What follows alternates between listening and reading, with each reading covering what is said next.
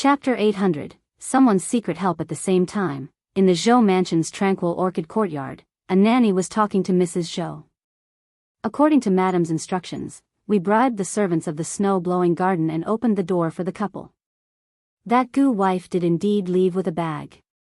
However, she was only going to sell wooden carvings. I thought that we would not gain anything today. I didn't expect that the Gu wife would bump into a carriage on her way back. The people in the carriage came down and met her. Oh my, that's amazing. Mrs. Zhou immediately straightened her back. What happened? The nanny laughed. A man came out of the carriage and actually called the Gu wife sister. Mrs. Zhou's eyes widened. Really? Yes, I heard it clearly. The nanny did not expect such a gain. She had been keeping an eye on the garden for some time. Concubine Gu had not been with master for a long time and did not have much power. However, Mrs. Ren had taken her side, and Mrs. Ren was not on good terms with Mrs. Zhou, so she had been helping Concubine Gu. Mrs. Ren was a person who liked to hold grudges. In the past, she had served the old madam. Before the old madam died, she asked the old master to take care of Mrs. Ren. Therefore, even if Mrs. Zhou wanted to deal with her, she had to consider carefully and tactfully. However, when master took Concubine Gu in, Mrs. Zhou went back to her mother's family in a fit of pique, giving Mrs. Ren time to get together with Concubine Gu and arrange for her former friends to join the snow-blowing garden. That was why it was so difficult for her to find out what was going on in the garden, and Concubine Gu had not come out of the garden a while ago. But she had heard from a servant that Concubine Gu was locked up with a couple. She had no idea what their relationship was, but she heard that the man's legs were broken and his surname was Bian, and the woman's surname was Gu, which was the same as Concubine Gus. Mrs. Zhou and her servant both guessed that Concubine Gu might be from the same hometown and had a grudge against her. Otherwise, why would Concubine Gu torture her so much? Mrs. Zhou saw that she had kept the two of them locked up and refused to let them out, so she would try to set the Gu woman. It was because she opened the door that Gu Dafeng was able to leave the Zhou mansion unhindered and reach the streets. The nanny followed behind her quietly and saw Gu Dajiang reuniting with her. After Mrs. Zhou heard this, she tapped her fingers on the table and frowned. Don't you know who's in the carriage? I don't know about that, the nanny said shamefully. I originally wanted to ask around, but unfortunately, that man booked a room in the inn next door. His daughter left in a carriage. The carriage moved too quickly, so I couldn't follow. He got a room in the inn? In that case, he's not from the Xuanhe prefecture? The nanny thought for a moment and nodded slightly. I'm afraid so. Mrs. Zhou sighed. So you are saying that the brother of the Gu family doesn't dare to seek revenge from the Zhou family and Concubine Gu? The nanny was also a little disappointed. Logically speaking, they had acknowledged the Gu family, but that man with the surname Bian was still in the residence. If they were worried that he would suffer, they should have come to the Zhou mansion as soon as possible to ask for him. However, the brother of the Gu family was accompanying the Gu family at the inn. The daughter rode the carriage away and did not come to the Zhou mansion. The two of them were disappointed. At this moment, a servant came to report, Madam, the young master of the prefecture magistrate Deus family is here. If you find any errors, ads pop up, ads redirect, broken links, non-standard content, etc., please let us know it report so we can fix it as soon as possible. Chapter 801, Old Master Zhou. Please give him to me. Mrs. Zhou instantly came back to her senses and temporarily put aside the matter of the Gu family. She asked in surprise, the young master of the prefecture magistrate Deus family? When did we have a relationship with the Dai family? The servant shook his head. I don't know. Master seems to be quite puzzled too. Mrs. Zhou thought for a moment. Go to the front yard and wait. Listen to what's going on. I hope he's not here for trouble, she said the last sentence in an extremely low voice. As she finished speaking, she began to feel uneasy. The servant hurriedly ran out. At this moment, Zhou Dafu was also feeling uneasy. After asking Dai Wenhua to take a seat, he asked tentatively, May I know why young Master Dai is here today? There's nothing special. I just want to ask if old Master Zhou can give me 2 servants, Dai Wenhua said with a smile. Zhou Dafu heaved a sigh of relief and asked curiously, who is young Master Dai talking about? Dai Wenhua took out 2 wooden carvings and said, when I went on the streets today, I saw a woman holding a wooden carving. I liked it very much and wanted to buy a few more from her. Unexpectedly, the woman said that she was a servant of the Zhou mansion.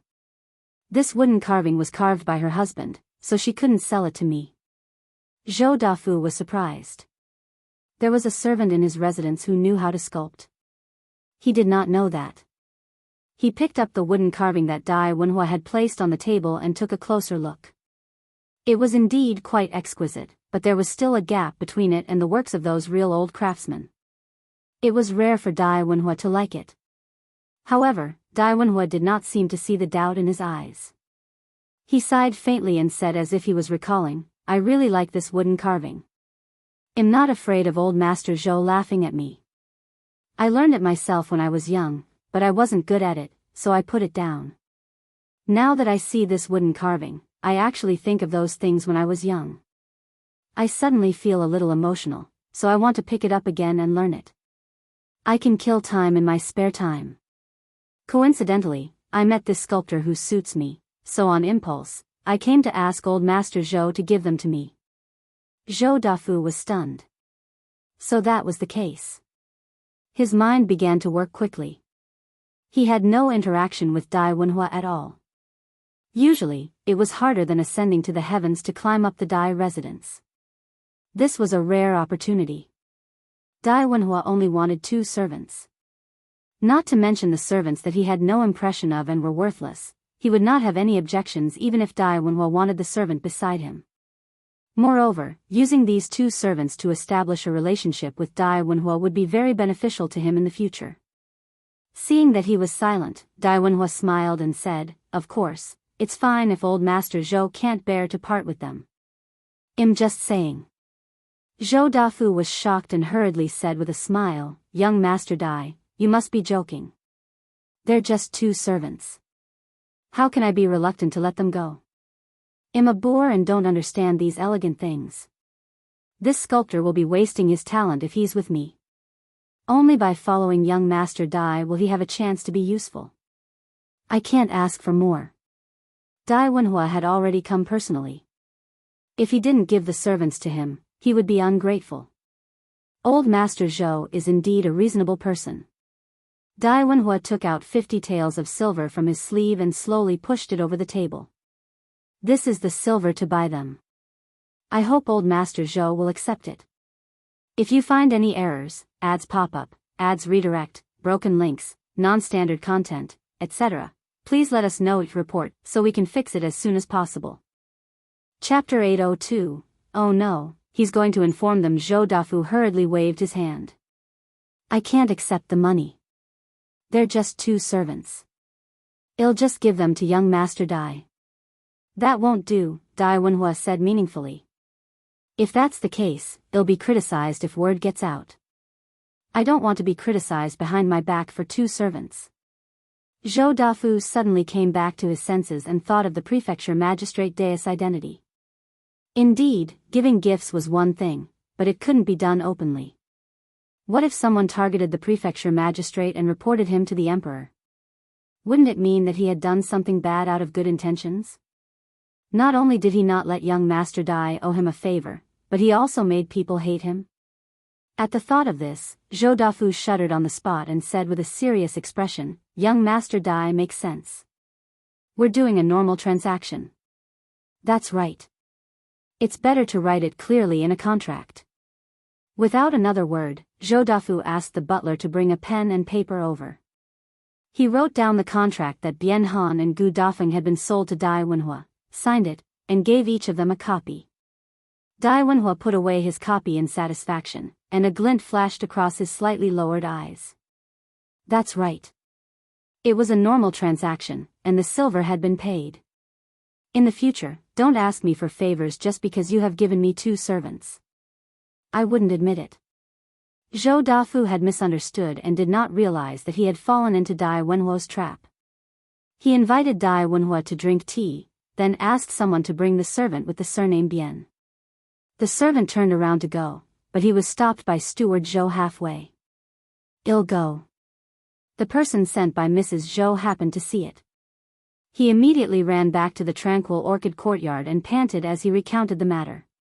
When Mrs. Zhou heard that Dai Wenhua was here to ask for the servants, she was stunned. Could it be that the brother that the Gu woman met was related to the prefecture magistrate's family? He didn't come before because he went to ask the young master for help? "Oh no, madam, Steward Zhou is on good terms with Mrs. Ren. I'm afraid he went to inform her, right?" The nanny suddenly exclaimed. Mrs. Zhou could not sit still anymore. "Let's go to the front yard to take a look. Nanny, bring someone to the snow-blowing garden personally to bring her out. If Mrs. Ren stops you, say that it's old master's orders. If she delays you, well, teach her a lesson." "Yes, ma'am." "Bring a few more people." The nanny immediately ordered a few servants in the courtyard to leave with her. Mrs. Zhou tidied her clothes and led the two maidservants to the front courtyard. At this moment, Yundong also saw Steward Zhou, who had stopped the servants and personally went to look for the servants. A bad feeling flashed across her heart.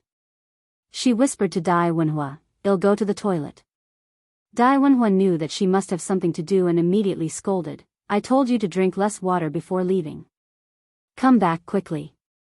Zhou Dafu saw that although Dai Wenhua was dissatisfied, he did not seem angry at all. He knew that Dai Wenhua definitely liked this servant. Hence, he quickly said, "I'll get the servant to bring this young man over." Yundong said in a rough voice, "No need, no need. I'll just go out and ask." Then, she looked like she couldn't hold it in anymore and ran away.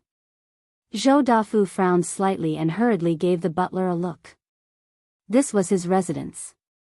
Although the other party was brought over by young Master Dai, the servant could not walk around casually. His study had many secrets. The butler hurried to catch up, but Yundong ran very fast. How could the butler catch up? Chapter 803. Oh no, the butler was a little angry that he had lost the stranger. If he told Zhou Dafu now, he would definitely make Dai Wenhua unhappy. Therefore, he could only make the people guarding the study and the warehouse more vigilant and strict. However, Yundong did not go to those places at all. She moved very quickly and soon caught up with Steward Zhou, who was walking towards the snow-blowing garden. Steward Zhou quickly entered the courtyard, but there were two old women guarding the entrance. Yundong was just thinking about how to put the two of them down when she heard hurried footsteps behind him. She quickly hid behind a big tree at the side and watched helplessly as four burly old women followed a nanny and quickly walked towards the snow-blowing garden. The nanny in the lead instructed the old woman behind her with a serious expression, "Keep a close eye on Mrs. Ren later. That person is the most ruffian. You must not let her go over and hide that servant with the surname Bian. Do you hear me?" "Got it." Yundong narrowed his eyes. "Mrs. Ren? Who were these people?" They looked fierce, as if they were here to cause trouble. The next moment, Yundong confirmed her guess. These people were indeed here to cause trouble.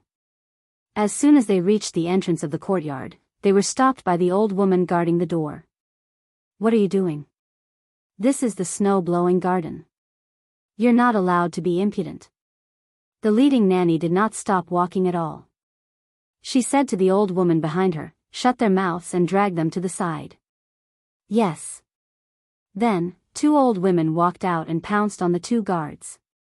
The two of them instantly shouted, "Nanny Su, how dare you? Aren't you afraid that old master will argue with madam if he finds out?" Nanny Su sneered. "We're here on master's orders to look for someone." After saying that, she entered without looking back. The old woman guarding the door wanted to say something, but her mouth was blocked and she could not make a sound at all. Then, she was dragged away. Yundong understood that the people who came later were Mrs. Zhou's people.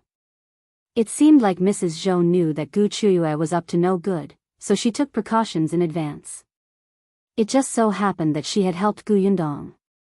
Without the old woman guarding the door, Yundong could easily enter again. She followed Nanny Su inside and saw Qiuyue, whom she thought was dead, sitting in the central room. She was wearing gold and silver, and her face was rosy and her figure was curled up. Her life was not ordinary. Steward Zhou was standing in front of Qiuyue. Steward Zhou bowed slightly as if he was reporting to her. However, Qiuyue had a relaxed expression on her face. She wasn't in a hurry even when Nanny Su barged in. She just chuckled. Steward Zhou, what are you talking about? A man with the surname Bian? I don't have such a person. You're making things difficult for me. You can't possibly make me create one for you, right? Also, Nanny Su, what do you mean by bringing so many people into my courtyard with great fanfare? I'm Master's concubine after all. You're disrespectful and don't take Master seriously at all. This pretentious look made Yundong feel nauseous. But very quickly, she narrowed her eyes and scanned the room. Other than Qiuyue and a few younger maidservants, she did not look like Mrs. Ren at all. Yundong's expression changed slightly. Oh no. Chapter 804, Yundong makes a move retracting her gaze from Qiyue's face. Yundong immediately turned around and ran to the left.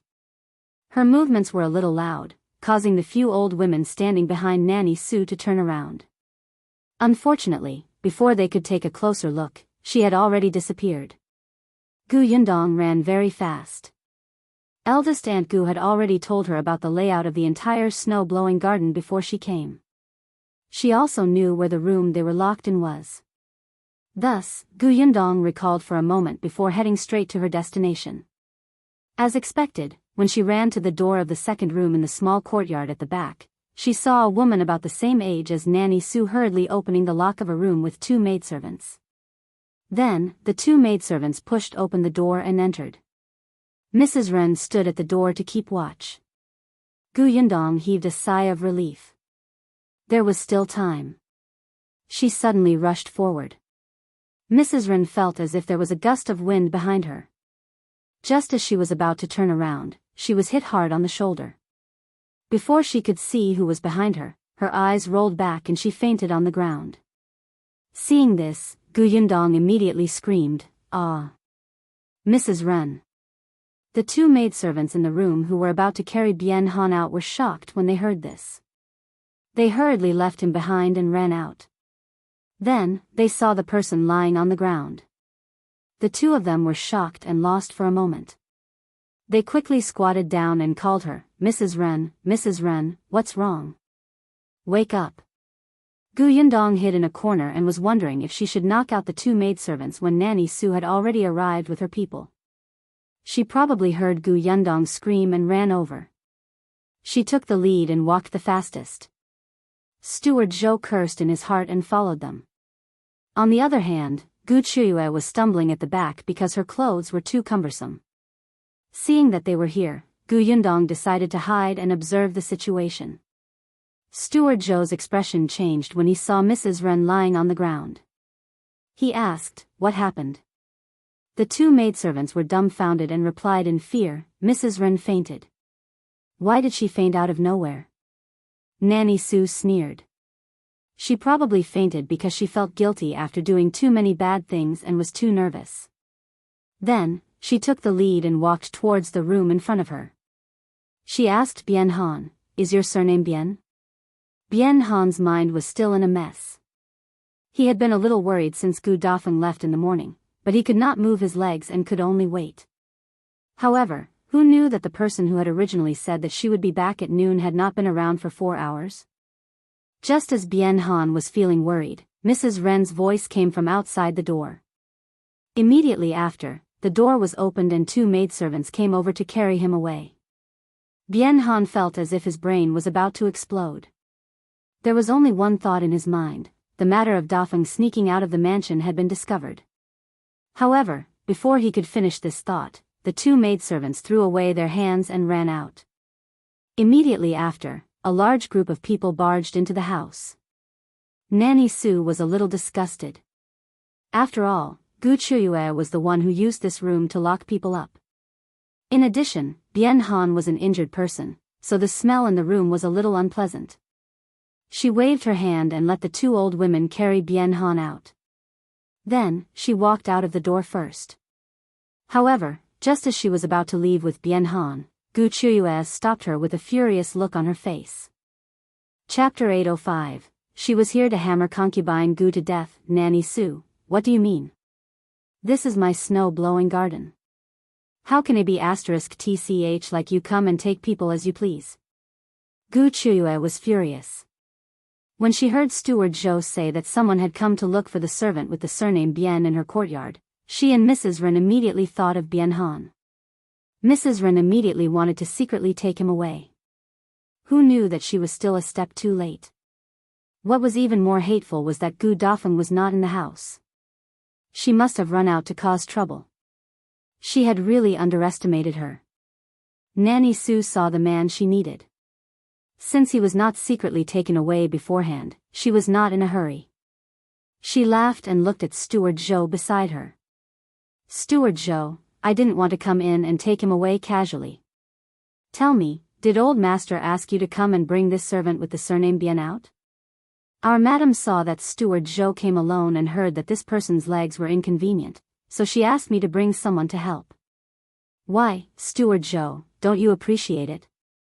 Steward Zhou laughed dryly. Now that things had come to this, he couldn't openly side with Qiuyue. He could only nod and say, that's indeed the case. This matter was indeed ordered by old master. Qiuyue glared at him. You, Steward Zhou gave her a look, indicating that there was no room for negotiation. Yundong watched from afar. Why did she feel that the two of them had a tacit understanding? Nanny Su laughed. Since Steward Zhou has confirmed it, Concubine Gu, please don't block the way. The master is still waiting for you. If you neglect your esteemed guest, your position as a concubine will come to an end. Qiuyue gritted her teeth and could only let Nanny Su leave. However, before she left, she looked at Bian Han with a warning gaze. Bian Han did not notice it at all. He was confused and could only vaguely hear that old master wanted to see him. Nanny Su left with her people, her head held high. Sigh, without Mrs. Ren's pestering, she felt refreshed. Things went especially smoothly. She did not know how Mrs. Ren fainted, but it was really at the right time. Yundong smiled. She knew that Qiuyue could no longer stop them, so she quietly returned to the front hall. After she stood behind Dai Wenhua again, Dai Wenhua glanced at her. Yundong pursed her lips and smiled slightly. Yundong noticed a woman sitting beside him. Judging from her attire, she should be Mrs. Zhou. However, Zhou Dafu didn't look too good. He was obviously very unhappy that Mrs. Zhou had come. That was true. There were no females for her to entertain. If she ran to the male guests so casually, Zhou Dafu felt that it would leave a bad impression on young Master Dai, who would feel that the merchant family was indeed unruly. But Mrs. Zhou was here to deal a blow to Concubine Gu, and she had to come. Hence, she pretended not to see Zhou Dafu's warning gaze. Anyway, he wouldn't scold her away in front of Dai Wenhua, so she just lowered her head and waited quietly. After a while, there was a commotion outside. Zhou Dafu said to Dai Wenhua, he must have been brought here. As soon as he finished speaking, Steward Zhou entered and reported, Master, Bian Han has been carried over. Zhou Dafu was stunned. Carried over? Before he could figure it out, Nanny Su and the others walked in valiantly. However, at this moment, an even faster figure flew past the crowd and pounced into Zhou Dafu's arms. She cried loudly, Master, you have to stand up for me. Chapter 806, Young Master Dai can just take him away. Yundong smirked. Mrs. Zhou also smiled. Dai Wenhua also hooked his lips. Only Zhou Dafu's face was ashen.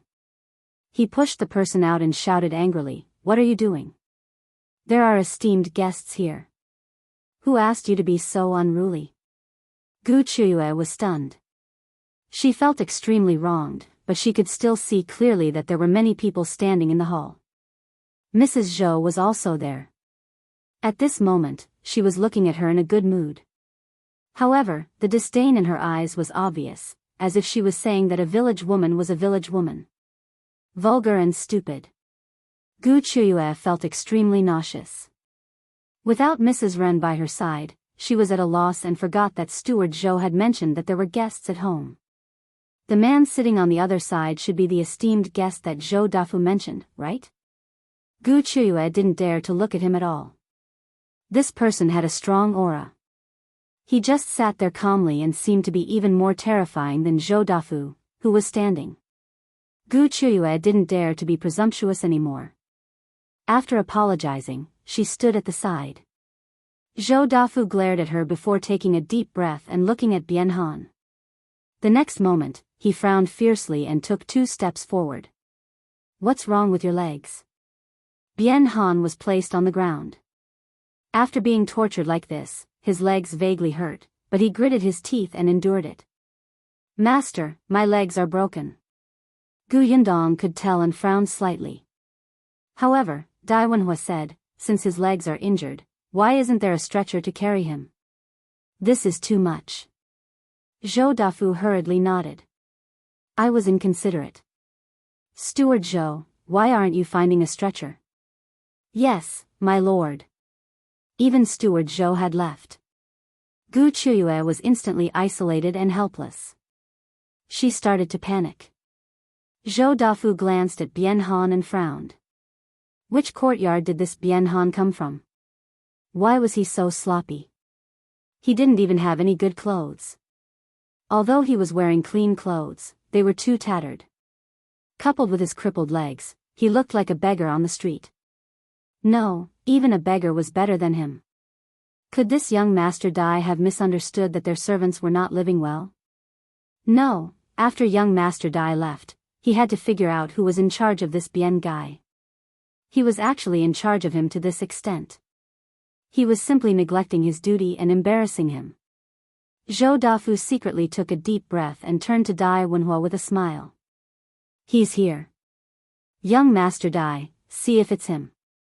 If it's him, I'll get someone to change his clothes. Young Master Dai, you can just take him away. Qiyue's expression changed. Take him away? Let this young master take Bian away? How could he do that? No way. Initially, she thought that Mrs. Zhou had only complained to Old Master and treated Gu Dafeng and her husband as tools to deal with her. It turned out that she did not. Instead, she had given them to young Master Dai. Dai Wenhua had already learned from Gu Yundong that this person was the person they were looking for. He immediately said to Zhou Dafu, it's him. There's no need to change his clothes. Anyway, I'll distribute new clothes to him when I bring him back to the residence. Old Master Zhou, please give me the indenture. Of course, of course. Zhou Dafu nodded. He turned to look for Steward Zhou and realized that he had sent him to find a stretcher. Hence, she could only look at Nanny Su, who had brought the man in. Chapter 807. He's a servant of Concubine Gus Courtyard. Zhou Dafu thought that since he was brought in by Nanny Su, this servant must be from Madame's courtyard. He was immediately a little dissatisfied. He glared at Nanny Su and said, aren't you going to bring the indenture over? Nanny Su darted a look at Qiuyue and answered respectfully and confidently, Master, this woman belongs to Concubine Gus' yard, and you have to ask Concubine Gu for the indenture. I can't just barge into Concubine Gus' yard, lest I break the rules. Zhou Dafu was stunned and turned to look at Qiuyue. Your courtyard? Qiuyue bit her lips, feeling a little indignant. However, she still nodded slightly. Zhou Dafu frowned even more. Qiuyue had always given him the impression that she was gentle and kind. Although she would occasionally behave inappropriately, she had lived in the countryside in the past and had never learned the rules. He was still tolerant. But now, this beggar-like servant in front of them was actually from her courtyard? How was this possible? He felt a little awkward, but with Dai Wenhua around, he could only suppress these emotions. He said to Qiuyue in a low voice, since he's a servant in your courtyard, why don't you take out the indenture? Mrs. Zhou also smiled and said, that's right, Sister Gu, quickly take out the indenture. Old Master has already discussed it with young Master Dai. Now that this servant has been sold to young Master Dai, you don't want old Master to go back on his word, right? As expected, Zhou Dafa's expression instantly darkened. Aren't you going? Qiuyue could only leave the front hall unwillingly. She ran back to call Mrs. Ren, but the other party still did not wake up. She could only return to the front hall with the indenture. At this moment, Steward Zhou had already ordered someone to bring a stretcher over. Yundong and Dai Zhong personally helped Bian onto the stretcher. They only let go when he was comfortable. After that, they were just waiting for Qiyue's indenture. Seeing that she was slow, Zhou Dafu became even more displeased. You're so slow. You're not up to standard. Mrs. Zhou immediately covered her mouth and laughed silently. Qiyue's face turned red and her fingers trembled slightly. She suddenly raised her head and didn't hand over the indenture in her hand. She only said to Zhou Dafu, Master, these are my people after all. Why didn't you ask me when you sold them to others? Zhou Dafa's expression changed drastically. He was actually questioned by a concubine in front of Dai Wenhua. Mrs. Zhou even covered her mouth with a handkerchief and laughed silently. Now, old Master would know how embarrassing it was for him to take in a country woman who did not know the rules, right? He deserved it. Zhou Dafu cared about his reputation. How could he tolerate Qiyue's provocation? Even if I sell you, I don't need to ask you. Qiuyue gasped and her body swayed. What was the meaning of this? She was about to lose her balance, and the indenture in her hand was snatched by Zhou Dafu. Mrs. Ren, who had finally been woken up by various methods, rushed in. Master, I have something to say. Zhou Dafu was very irritable. He had sold 2 servants, but all of them dared to come out and provoke him. Who was the master of this house? However, Mrs. Ren was someone by his deceased mother's side. His mother valued Mrs. Ren very much. Before she died, she even instructed him not to disappoint her. For the sake of the old madam, Zhou Dafu said with a dark expression, Speak. Chapter 808, Uncle, in Yundong. Mrs. Ren glanced at Bian and said, Actually, this Bian and his wife are different from ordinary servants. She specially mentioned Gu Dafeng and gave Bian a subtle warning. She continued, they had sold themselves. Bian legs were badly injured and he had no money to treat them. Concubine Gu happened to run into him, so she was kind enough to give them money to treat his legs. Unfortunately, Bian legs were so badly injured that even the doctor could not do anything about it. Although his legs could not be treated, the Bian couple still thanked Aunt. Besides, they were penniless and had nowhere to go, so they wanted to sell themselves to repay Aunt. Yundong's mouth twitched. Not bad. You're quite good at making up stories. The more Mrs. Ren spoke, the more convinced she became.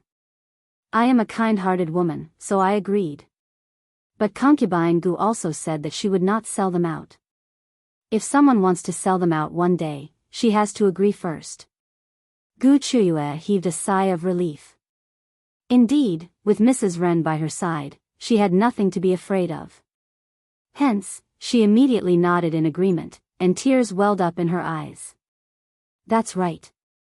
Does Master want me to be the person who goes back on his word? This, Zhou Dafu instantly frowned.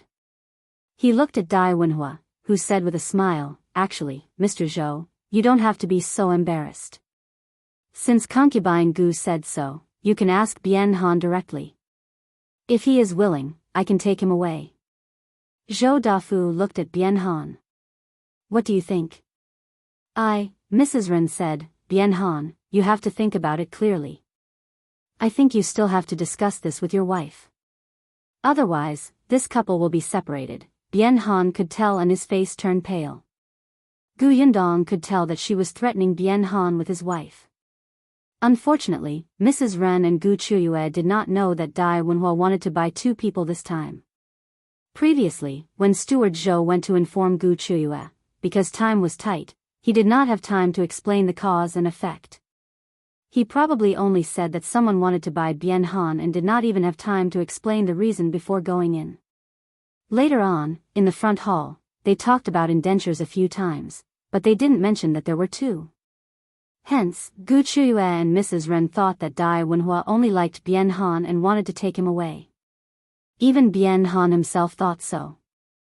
Hence, Mrs. Ren's threat was very effective. Bian Han would not leave eldest aunt Gu here alone to be tortured by Qiuyue.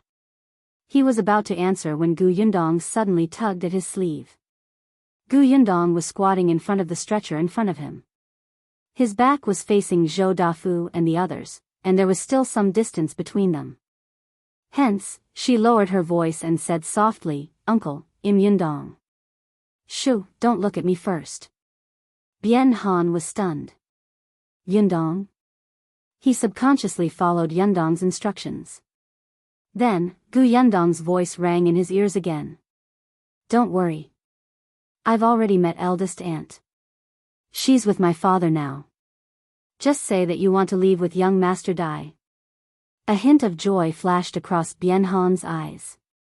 He could finally put down his worries and fears. It turned out that Dafeng was fine and had even met her brother. That was good, that was good. Bian Han felt relieved. When he looked at Zhou Dafu again, he was no longer afraid. He spoke slowly, but he was exceptionally firm. "I'm willing to go with this young Master Dai." Chapter 809, He wants two servants, what? The smugness on Qiuyue and Mrs. Ren's faces disappeared. They looked at Bian Han in disbelief. Qiuyue almost blurted out and asked him if he didn't plan to care about Gu Dafeng anymore. Fortunately, Mrs. Ren was quick to stop her. Zhou Dafu heaved a sigh of relief. Thankfully, he didn't break his promise in front of Dai Wenhua. He asked Qiuyue for the indenture. The latter was still in a daze. It was Mrs. Ren who took the indenture from her and handed it to Zhou Dafu. However, Zhou Dafu frowned as he looked at the indenture in his hand. Why is there only one? Qiuyue came back to her senses. This is Bian Han's. It's a slave contract. What about his wife? A bad feeling flashed across Mrs. Ren's eyes. She asked uncertainly, "Master, do you mean that you want the indenture of the Gu woman?" Mrs. Zhou watched the drama and finally smiled. "Sister Gu, I'm afraid you don't know that the people young Master Dai wanted from the beginning were this Bian couple." Qiyue's face turned pale. "How can it be?" Mrs. Zhou continued, "Young Master Dai has a good taste. He accidentally saw this wooden carving and knew that it was carved by Bian Han in our residence. Look, he was chatting happily with Old Master. Old Master sold the two of them to young Master Dai." At this moment, Mrs. Ren's face turned pale.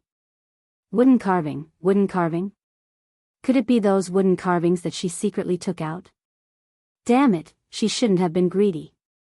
Zhou Dafu had completely lost his patience. "Mrs. Ren, go back and bring the other indenture over. Seriously, you're so dilly-dallying. You're not straightforward at all." Mrs. Ren answered in a daze and quickly went out. It was not until she reached the snow-blowing garden that she slowly let out a breath. Forget it, these two were servants at the Dai mansion. They were still slaves, but Concubine Gu could not vent her anger. However, Madame had been keeping a close eye on them recently. The two of them had only been locked up in the backyard for nothing. Actually, what Mrs. Ren meant was that it was good to sell them as soon as possible, lest Madame found out about their relationship with Aunt one day and used them as tools to attack. Mrs. Ren thought that Concubine Gu should not have brought these two people into the mansion to vent her anger, so she decided to sell them now. At the thought of this, Mrs. Ren sped up and hurried to the front hall with the indentures. Zhou Dafu handed both indentures to Dai Wenhua. Dai Wenhua had been here for a long time. Now that he was done, he bade farewell to Zhou Dafu. Zhou Dafu wanted to keep him for dinner, but Dai Wenhua refused. Zhou Dafu could only walk him out regretfully while Yundong and Dai Xiong carried Bian Han into the carriage. "Bian Han, when you go to the Dai residence in the future, serve young Master Dai well. Be careful and don't lose him." Before Zhou Dafu could finish speaking, Yundong pulled down the curtain and blocked his view. Zhou Dafu rubbed his nose. "All right, Maybe the man didn't like people who had already been sold being educated by their old masters. He cupped his hands at Dai Wenhua and watched as the carriage turned away. However, just as he was about to leave, the curtain beside the carriage was lifted, revealing Bian Han's thin face. He looked straight at the person standing behind Zhou Dafu and said calmly, "Gu Qiuyue." Chapter 8:10, Bian Han is her brother-in-law? Huh? Wait, Gu Qiuyue? Zhou Dafu and the others looked at Gu Qiuyue. Even if this Bian guy was bought by someone else, he was still a servant. How dare he call Gu Qiuyue by her name? Gu Qiuyue raised her eyebrows and heard Bian Han continue, "I know that the doctor who treated my legs previously was instructed by you to deliberately not heal my legs. You wanted to see us suffer. But you're my sister-in-law after all, my wife's biological sister. Furthermore, you cured my fever and let me live. We're still grateful to you. After this farewell, your sisterhood with Dafeng will be severed. From now on, we'll go our separate ways. It's good to be strangers when we meet again. Even if we're on the verge of death and lose our limbs, we definitely won't ask you to save us again. After all, I don't want to see Dafeng tortured by you until she begs for death several times. Let's not meet again." With that, he lowered the curtain and the carriage slowly walked forward, leaving the people of the Zhou mansion standing at the door as if they had been struck by lightning. Their bodies were stiff and they could not come back to their senses. Gu Qiuyue was probably the only one who was trembling slightly and screaming in her heart that it was over. Zhou Dafu slowly turned around and looked at her with an unfamiliar gaze. After a long time, he asked with a dry throat, "The man called you sister-in-law?" He's your brother-in-law? The Gu woman is your sister? Yes, the Gu family. Your surname is Gu. Zhou Dafu suddenly stepped forward and grabbed her wrist. Is what he said true? Are they your sister and brother-in-law? Not only did you get someone to deliberately not treat his legs, but you also made them become your servants and tortured them in all kinds of ways? Is that right? Gu Qiuyue couldn't say a word, but Mrs. Zhou was overjoyed. Ha ha ha ha ha, the heavens really opened their eyes. A person who could even treat her sister and brother-in-law so ruthlessly deserved retribution. The voices behind them became noisy, but Gu Yundong, who was in the carriage, smiled slightly. Bian Han exhaled slowly and asked her, "Was I right just now?" Gu Yundong raised his brows. "That's right, but uncle, was it really Gu Qiuyue who deliberately did not treat your legs back then?" Bian Han looked at his useless legs and smiled bitterly. He nodded. "At first, I didn't know either. I thought that my leg injury was really too serious and couldn't be treated. Later on, I accidentally heard that this was Gu Qiyue's order." Gu Yundong also looked at his leg. "Uncle, you don't have to worry. Let's find another doctor to take a look. If it can be treated, well treat it. If it can't be treated, we can buy you a wheelchair for you to go out. You have skills. Those wooden carvings are very beautiful. Life is not a problem at all." Bian Han couldn't help but laugh when he heard that. "Yundong, you don't have to comfort me. It's been more than a year since my legs became like this. Those bad thoughts have long passed. I won't take things too hard anymore. The most difficult days are over. There's nothing to be afraid of now." Dai Wenhua nodded. "Well said." Bian Han quickly turned around when he heard the voice. "Thank you for your help today, young Master Dai. I just don't know." He was a little curious about the relationship between Yundong and this young Master Dai. Dai Wenhua could tell at a glance. He immediately waved his hand and said in disdain, "I'm friends with her fiancé. I helped her on account of him." Gu Yundong did not deny it. She did not tell Bian Han Dai Wenhua's identity to prevent him from feeling uncomfortable. The carriage arrived at the entrance of the inn not long after. If you find any errors, ads pop up, ads redirect, broken links, non-standard content, etc., please let us know your report so we can fix it as soon as possible. Chapter 8:11, Husband and Wife Reunion. Shui Rong had been waiting at the door. When he saw their carriage stop, he hurriedly ran forward. Dai Wenhua instructed Dai Zhong and Shui Rong to carry Bian Han down. Then, he said to Gu Yundong, since the matter is settled, I'll go back first. Tell Shao Qingyuan that I'll look for him another day. Gu Yundong nodded. Thank you for today. Goodbye. With that, she led the way into the inn. Gu Dajiang and his sister had been waiting anxiously. After such a long time, no one had returned. They were afraid that Gu Yundong would be troubled by the Zhou family and could not bring Bian Han out. It was only when they heard footsteps outside the door that the two of them looked at each other and hurriedly opened the door. Gu Dafeng immediately saw Bian Han being carried and her eyes turned red. She quickly walked over. Father, you're back. Yundong brought you back. Yes, I'm back. I'm back. Bian Han was also so excited that his hands were trembling. Only at this moment, when he saw his wife, who was also safe and sound, and Gu Dajiang, who was standing there with slightly red eyes and a smile, did he believe that all of this was not a dream. He was so excited that he was incoherent. It's all thanks to Yundong. I'm fine. We're all fine. Gu Dajiang hurriedly moved aside. Come in first. It's not a place to talk outside. Yes. Come in first. Gu Dafeng wiped her face and helped the person on the stretcher in. After entering the door, she exclaimed in surprise, "Where's Yundong?" Gu Yundong, who had been standing at the side and felt that she had a strong presence, was speechless. On the other hand, Gu Dajiang recognized her at a glance. He smiled and pushed her. Why are you dressed like this? Gu Dafeng was surprised. Gu Yundong spoke and his voice instantly became familiar. For the sake of the situation, Gu Qiuyue and Zhou Dafu didn't realize that I had also entered the Zhou mansion. They'll talk about it slowly after this matter. Let's put uncle down first.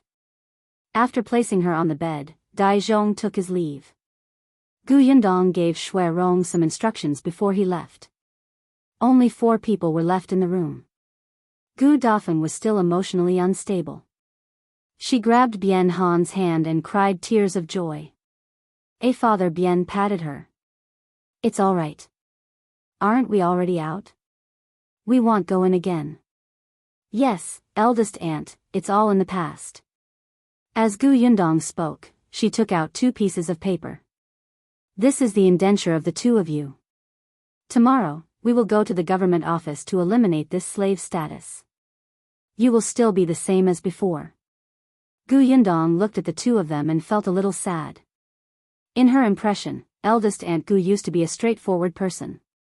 She was the eldest sister and had Gu Dajiang under her. Although she was only 3 years older than Gu Dajiang, she had already taken on the responsibility of taking care of and protecting her younger brother. But now, not only was she extremely haggard, but her personality had also become trembling. From escaping to being separated from her children, to her husband's crippled legs, and finally being tortured and humiliated by Gu Qiuyue, reality forced her to change time and time again in order to survive. She had no choice but to be careful. Gu Dajiang couldn't help but tug at his fingers. The atmosphere became a little heavy. Fortunately, Shui Rong returned very quickly and brought back the doctor from the clinic next door. Gu Dafeng was stunned when she saw the doctor and looked at Gu Yundong. The latter nodded. The most important thing now is to treat uncle's legs. Let's see how badly injured he is. If you find any errors, ads pop up, ads redirect, broken links, non-standard content, etc., please let us know each report so we can fix it as soon as possible. Chapter 8:12. There are always many ways. Gu Dafeng stepped back and looked at the old doctor expectantly. The old doctor had already asked Shui Rong about the situation before he came. He knew that the patient in front of him had been delayed for a year, so he could not help but be more cautious. He squatted down and carefully touched Bian Han's legs. Then, he checked his pulse and finally lifted his pants to take a look. After a while, under everyone's nervous gazes, he shook his head slightly. I'm not good at medicine. I can't do anything about this patient's legs. Seeing that everyone's eyes instantly dimmed, the old doctor quickly said, "However, it's not completely impossible to cure him. If you're capable, you can bring him to other medical centers." Yundong thought of the old doctor's clinic. It was indeed not big and there were only 2 doctors in charge. It was still much worse than Huimin Medical Center. Thus, after Shui Rong sent the old doctor away, Yundong comforted the 2 of them. "I know Dr. He from Huimin Medical Center. His medical skills are very good, and his medical ethics are also very good. Although he seemed to be good at brain acupuncture, he could introduce them to reliable specialists. But the Huimin Medical Center is a little far from here. I'm afraid it's too late to go there now. Let's go back and rest for a day. After we recover, we'll go to the medical center tomorrow to see the doctor there." "That's right." Gu Dajiang nodded. "We've only seen 1 doctor. If 1 doesn't work, we'll see 2. If 2 don't work, we'll see 3. If you can't be treated in Xuanhe Prefecture, there's still the capital." Gu Dafeng was finally amused by the father and daughter's anxious comfort. "All right, capital. That's far from us. You make it sound like you can go there casually." Gu Dafeng used to come from a village. At most, she had been to the county city. She had only gone to the prefectural city after fleeing the wilderness. She had come all the way to the Xuanhe Prefecture. However, her thoughts were still the same as before. In the countryside, when she was seriously ill, she would at most go to the county city to look for a doctor. If others said that she could not be treated, she would most likely go back and wait to die. Gu Dafeng would not be satisfied, but at most, she would go to the prefectural city to treat his husband's illness. She had never thought of going to a place as far away as the capital. That was simply impossible for them. At most, she would do more work in the future and take good care of her husband. However, Gu Dajiang was different. He was currently studying at Tianhai Academy. Ignoring everything else, the students he knew came from many places. There was no lack of rich children from the capital who came to study. Moreover, it was not as if he did not know anyone in the capital. Last time he helped Commander Zhou catch the bandits. Commander Zhou had gone to the capital. He would thicken his skin and beg him later. The man was a friendly person and would definitely help find a doctor. Most importantly, his Yundong was capable enough to know the imperial physician, Song Dejiang. Look, there were still many ways. Anyway, you don't have to worry too much. There will be a way. Our Lun Yang will go to the capital to treat her illness later. The doctor said that she lacks an herb now. As long as we find it, Lun Yang's brain disease will be cured." Hearing him mention Madame Yang, Gu Dafeng was slightly stunned. Previously, she had been thinking about Bian Han and couldn't calm down to chat with Gu Dajiang. Hence, she didn't know what was going on with the Gu family. Now that he mentioned it, she could not help but ask, "Is Lun Yang at home? What about Yunshu and Yunka?" If you find any errors, ads pop up, ads redirect, broken links, non-standard content, etc., please let us know each report so we can fix it as soon as possible. Chapter 813, Yuanzhi is still alive. Gu Dajiang sat down and didn't hide it from her. It's all thanks to Yundong that Lun Yang is at home. Actually, I only found them a few months ago. To be honest, I was already prepared for the worst. I didn't expect Yundong to protect her mother and younger siblings. Only then did our family reunite. Gu Dafeng was very happy to hear that. That's good, that's good. You're all safe and sound. That's better than anything. Bian Han also nodded repeatedly, but, his children. He gently tugged at his hand and secretly took a few deep breaths. Finally, he raised his head and asked with difficulty, "Dajiang, do you know anything about Mulan and her brother?" Gu Dafeng also looked at him instantly. She had wanted to ask him for a long time, but she was afraid. Gu Dajiang fell silent, and Gu Yundong turned her head away slightly. Seeing this, Gu Dafeng and her husband understood everything. Their eyes immediately turned red and swollen as tears streamed down their faces. They shouldn't have asked. Indeed, they shouldn't have asked. Gu Yundong could not bear it. Aunt, it's all right, I know. Gu Dafeng waved her hand. We've already made preparations. There's nothing to eat and very little water for such a long journey. As she spoke, she choked up. There are robbers and murderers everywhere on the road. It wasn't easy for us to reach Qingyuan Prefecture, but we still encountered trouble. Their chances of survival were not high. We all know that. Gu Yundong slowly squatted down and handed her a handkerchief. She said in a low voice, Aunt, Cousin Mulan is indeed gone. As soon as she confirmed this, Gu Dafeng cried out. She could not take it anymore and started crying.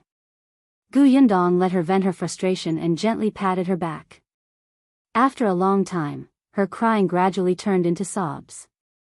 She clearly wanted to try her best to control them, but it was especially difficult. Gu Dajiang looked at Gu Yundong in disagreement, but the latter insisted that she should tell her aunt about Cousin Mulan first. Letting her cry was better than anything else. Bian Han's pain was much more restrained. Although he was also crying, his voice was still suppressed. He reached out and patted the back of Gu Dafeng's hand.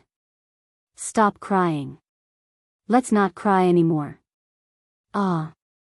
I feel terrible. I feel terrible.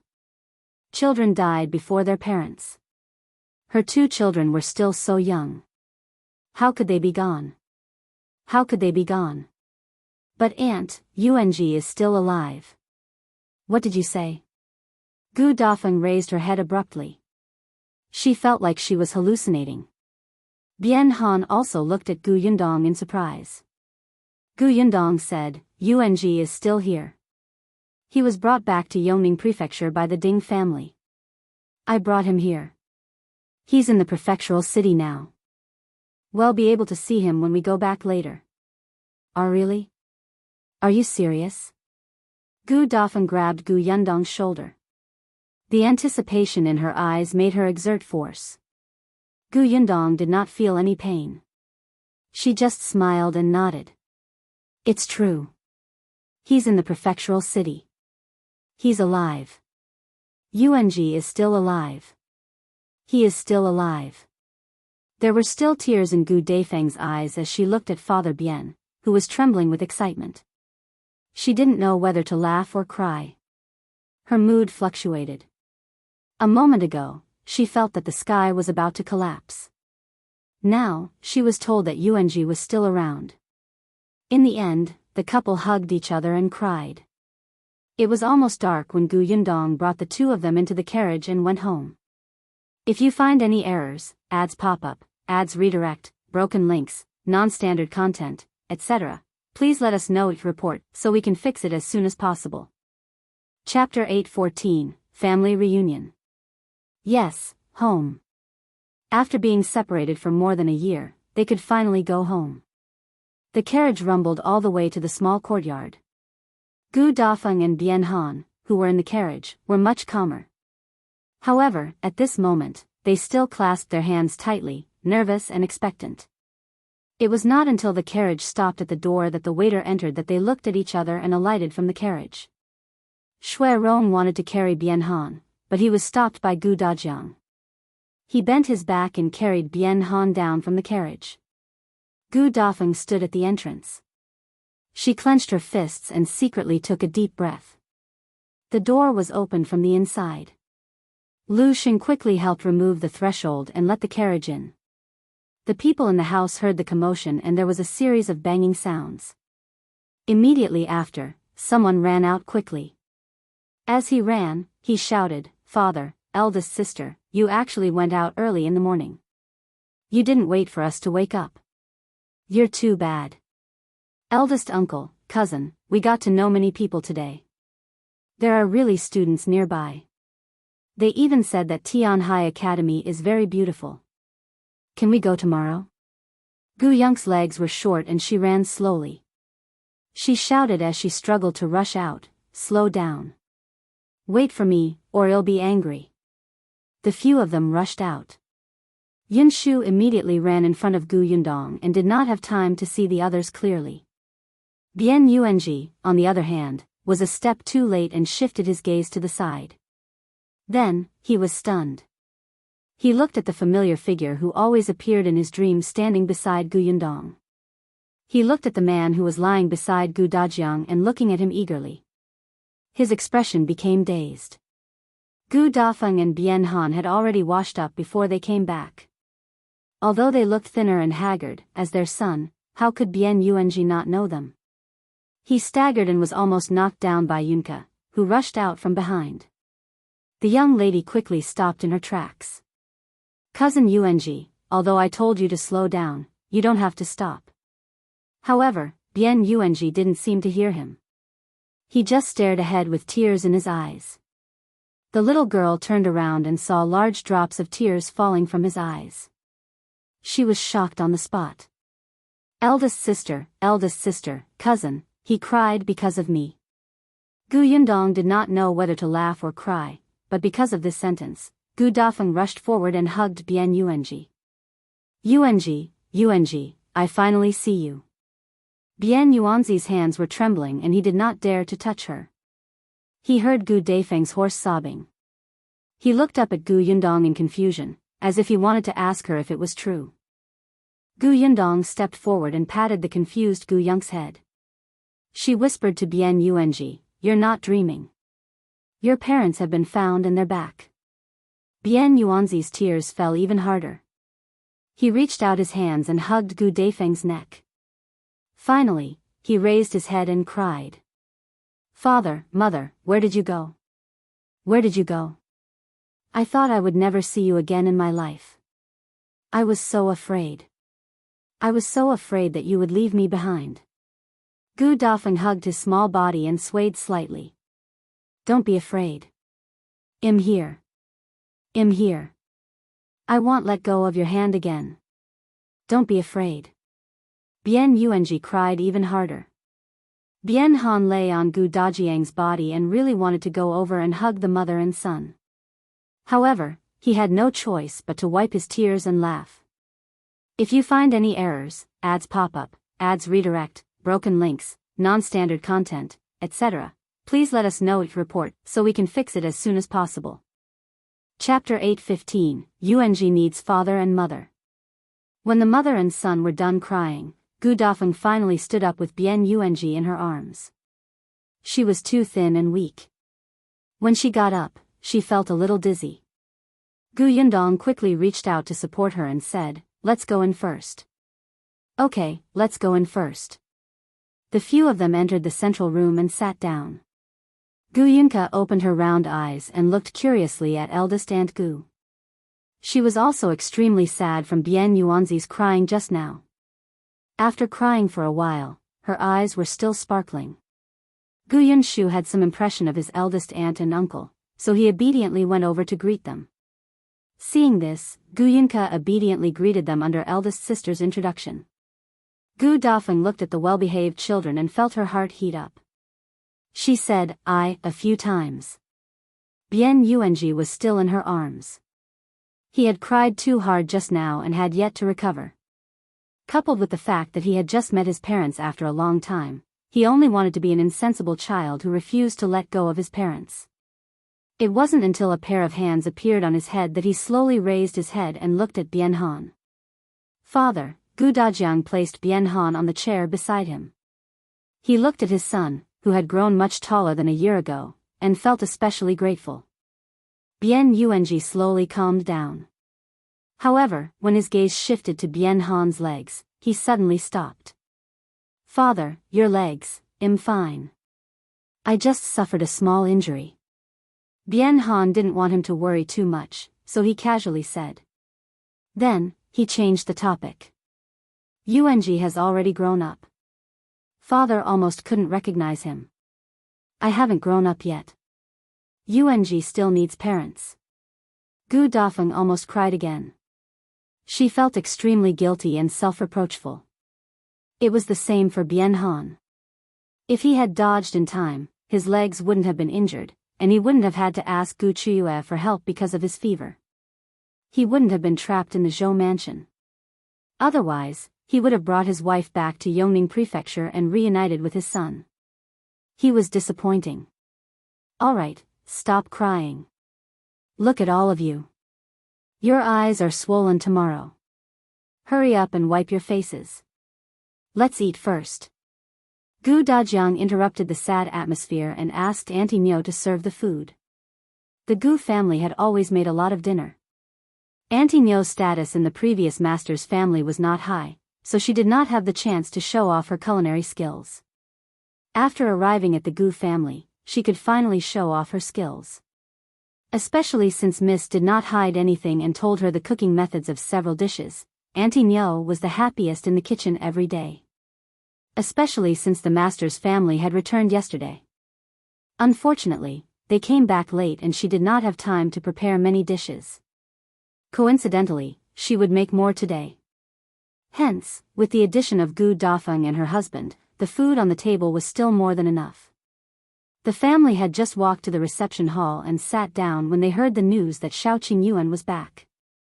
Gu Dafeng didn't know about Shao Qingyuan. She just looked up and saw a tall figure step into the door. Gu Yundong stood up to welcome him. I thought you wouldn't come over because of the pharmacy's business today. Come over for dinner. I still have to go over later.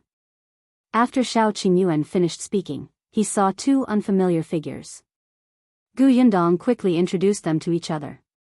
Upon hearing that it was eldest Aunt Gu and her husband, Shao Qingyuan revealed a rare look of surprise. You've finally found them? Yes, I'll tell you about this later. Shao Qingyuan nodded and quickly went forward to greet the two elders. If you find any errors, ads pop up, ads redirect, broken links, non-standard content, etc., please let us know each report so we can fix it as soon as possible. Chapter 8:16, Please feed them. Gu Dafeng looked at the young man in front of her and was still in a daze. Yundong was engaged. On the other hand, Bian Han had already learned from Dai Wenhua that Gu Yundong had a fiancé. When he saw Shao Qingyuan, he sized him up. This man was indeed a handsome and elegant man. Moreover, he seemed to think highly of Gu Yundong. The two of them didn't know where Shao Qingyuan was from or what was going on at home. However, now wasn't the time to ask. After everyone got to know each other, they sat down to eat. Eldest Aunt Gu ate a bowl of porridge at noon. Bian Han also ate half a bowl after being brought to the inn. At this moment, she was a little hungry. However, when she was in the Zhou family, hunger had become a common occurrence. She was already used to it. Looking at the table full of dishes, the two of them were a little stunned. Not to mention the hunger in the Zhou mansion, even before they fled, they had never eaten such a sumptuous dinner. Her eldest brother's current life was already so good? Gu Dajiang moved his chopsticks first. Don't just stand there. Let's eat. We'll talk after we're done. Gu Yundong asked Aunt Nyo to bring 2 bowls of porridge over. She brought them to eldest Aunt Gu and Father Bian and said, the doctor said that your stomachs are not good now and you need to recuperate first. It's not appropriate for you to eat too much oil or salt. Therefore, I'll get Aunt Nyo to make easy to digest food these few days. Porridge, noodles, and so on. Let your stomachs recover first. Bian Yuanzhi, who was putting food into his parents' bowls, immediately dropped his chopsticks and went towards the vegetables. As Gu Dafeng listened, she felt that Yundong had really changed a lot. He was considerate and capable. The porridge and noodles were already very good. In the past, when she was at home, she would eat rough noodles and steamed buns for almost every meal. She had to eat them with soup. Looking at the porridge in front of them, they felt like they were living the life of a rich family. Hence, she nodded. Okay, I'll listen to Yundong. Bian Han also smiled. Unexpectedly, when the two of them turned around, they realized that their bowls were filled with vegetables. When they looked at Bian Yuanzhi, he was looking at them with a look of praise. Not only him, but even Yunshu and Yunke looked the same. Clearly, they had also picked up a lot of food for them. Gu Yundong did not know whether to laugh or cry. Yuanzhi, although it's said that you can't eat fish or meat with a good stomach, it doesn't mean that you can only eat vegetables. Those shredded meat are not a problem. Bian Yuanzhi immediately felt embarrassed. Yunshu and Yunka looked at each other and picked up their chopsticks to pick up the meat again. Gu Dafeng quickly stopped her. That's enough, that's enough. Stop eating. Everyone still wants to eat. Only then did the children stop and obediently eat their food. Only Bian Yuanzhi looked at his parents with admiration, as if he would be full just by watching them eat. Gu Dafeng's heart ached and swelled. When she was half full, she put down her chopsticks and fed her son. Although Bian Yuanzhi felt a little embarrassed as he had grown up, he still opened his mouth obediently and ate the food his mother fed him. Gu Yundong heaved a sigh of relief. Although they did not treat Yuanzhi as an outsider, they were not his parents after all. Therefore, Yuanzhi was usually very sensible. He would consider everything carefully and not cause trouble for them. It was probably only in front of his parents that he could act like a child so brazenly. Yunshu looked at it and thought for a moment. He looked at his mother, but Madame Yang looked at Gu Dajiang as if she wanted to ask for food too. Gu Yundong was speechless. She did not see anything. Chapter 8:17, Shao Qingyuan's news. What surprised Gu Yundong was the youngest, Gu Yunka. The little girl was enjoying her meal. From time to time, she would look up at her second brother and cousin with obvious disdain. Despicable. Gu Yundong was stunned. After the little girl finished the food in her bowl, she said proudly, "I'm done. Second brother, come here. I'll feed you." Gu Yunshu, Gu Dajiang was speechless. Shao Qingyuan, Gu Yundong was speechless. Fortunately, she had swallowed the food in her mouth. Otherwise, she would have spat it out. Gu Yunshu quickly lowered his head. He did not hear her. Only Madame Yang paused and silently handed her bowl and chopsticks to Yunka. "Kiki." Gu Dajiang quickly stopped her. "Lun Yang, why do you want Kiki to feed you?" Madame Yang said, "Feeding seems to make the food taste better." "No, that's just your imagination." On the other hand, Bian Yuanzhi was a little embarrassed. Gu Yundong did not know whether to laugh or cry as he diverted Madame Yang's attention. "Mother, if you don't eat now, your favorite sour and spicy lotus root will be gone." When Madame Yang heard this, she quickly put away the bowl and stopped talking about feeding. Only then did everyone look away. Yuanzhi stayed in Gu Dafeng's arms and leaned against her. It was only when Yunshu and Yunka had finished eating and called him to come down that he reluctantly got off the bed and said to Gu Dafeng, "Father, Mother, I'll help Auntie Nyo tidy up the room. Can I sleep with you tonight?" "Of course you can." Bian Yuanzhi then dragged his cousins out. It was only when the three of them left the reception hall that they felt a little more at ease talking. At the mention of Bian Han's legs, Shao Qingyuan, who had been silent, suddenly asked, "Are uncle's legs very serious?" Gu Dajiang glanced at him. He was climbing up the ladder quite quickly. He was calling Bian Han uncle just like that. Bian Han had already gotten over it. He touched his legs and said, "They're quite serious, but it doesn't matter if the legs can't be cured. Just as Yundong said, I can still do some carpentry." Mrs. Ren sold wooden carvings. "It seems that business is quite good." "It's good that you think that way," Gu Dajiang said. "But let's try visiting a few more medical centers. As long as there's a glimmer of hope, we won't give up." Gu Dajiang was a man. He knew very well that as the head of the family, Bian Han might sound relaxed, but he actually felt terrible. He wanted to take on the responsibility of a husband and father, not a burden to these two. Wooden carvings could indeed bring income to the family, but it was still inconvenient to live. He still had to rely on his wife and son. If this continued, he would still feel defeated. "Let's go to Huimin Medical Center tomorrow," Gu Yundong said. Shao Qingyuan lowered his eyes. After a moment of silence, he said, "Huimin Medical Center is indeed the largest medical center in Shuanhe Prefecture, but according to what I know, a doctor who is good at treating legs and bones recently went to the medical center in Wanqing Prefecture. He was in the medicinal herb business now, so he had more contact with the medical center and was well informed." Wanqing Prefecture's medical center? Why did he go there? Shao Qingyuan thought for a moment. To be the doctor in charge? Yundong choked. The Xian family used to live in Wanqing Prefecture, so the branch of Huimin Medical Center was not opened there. Now that the Xian family had fallen, they immediately opened a branch there. However, it seemed that they had limited manpower, so they brought the doctors there. Then what should we do? Gu Dafeng asked worriedly. Chapter 8:18, Shao Qingyuan has a candidate. Shao Qingyuan had already put down his chopsticks. Hearing this, he said, I have a candidate here. Who? Gu Dafeng asked anxiously. I'm opening a pharmacy in the prefectural city. I need a doctor to preside over the shop. Shao Qingyuan looked at Gu Yundong. I've already told you that I've found a doctor. He happens to be good at this. If you think it's okay, I'll bring him over tomorrow to take a look at eldest uncle. The doctor had already arrived at the prefectural city and was now living in the courtyard behind the medicine shop. However, the pharmacy was still being repaired, so it was still a little noisy during the day. Shao Qingyuan gave the old doctor silver, so that he could go to any tea house to drink tea, listen to books, or go to a beautiful pavilion to play with birds with other old men.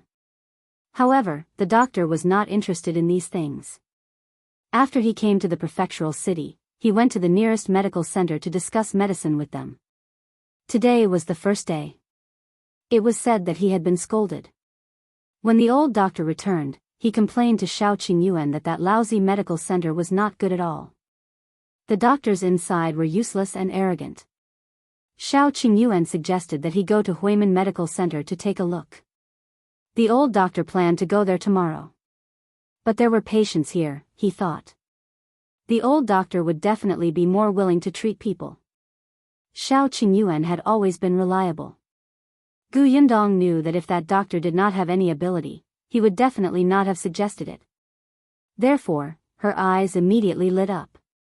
Without thinking, she said, all right, then bring him over tomorrow.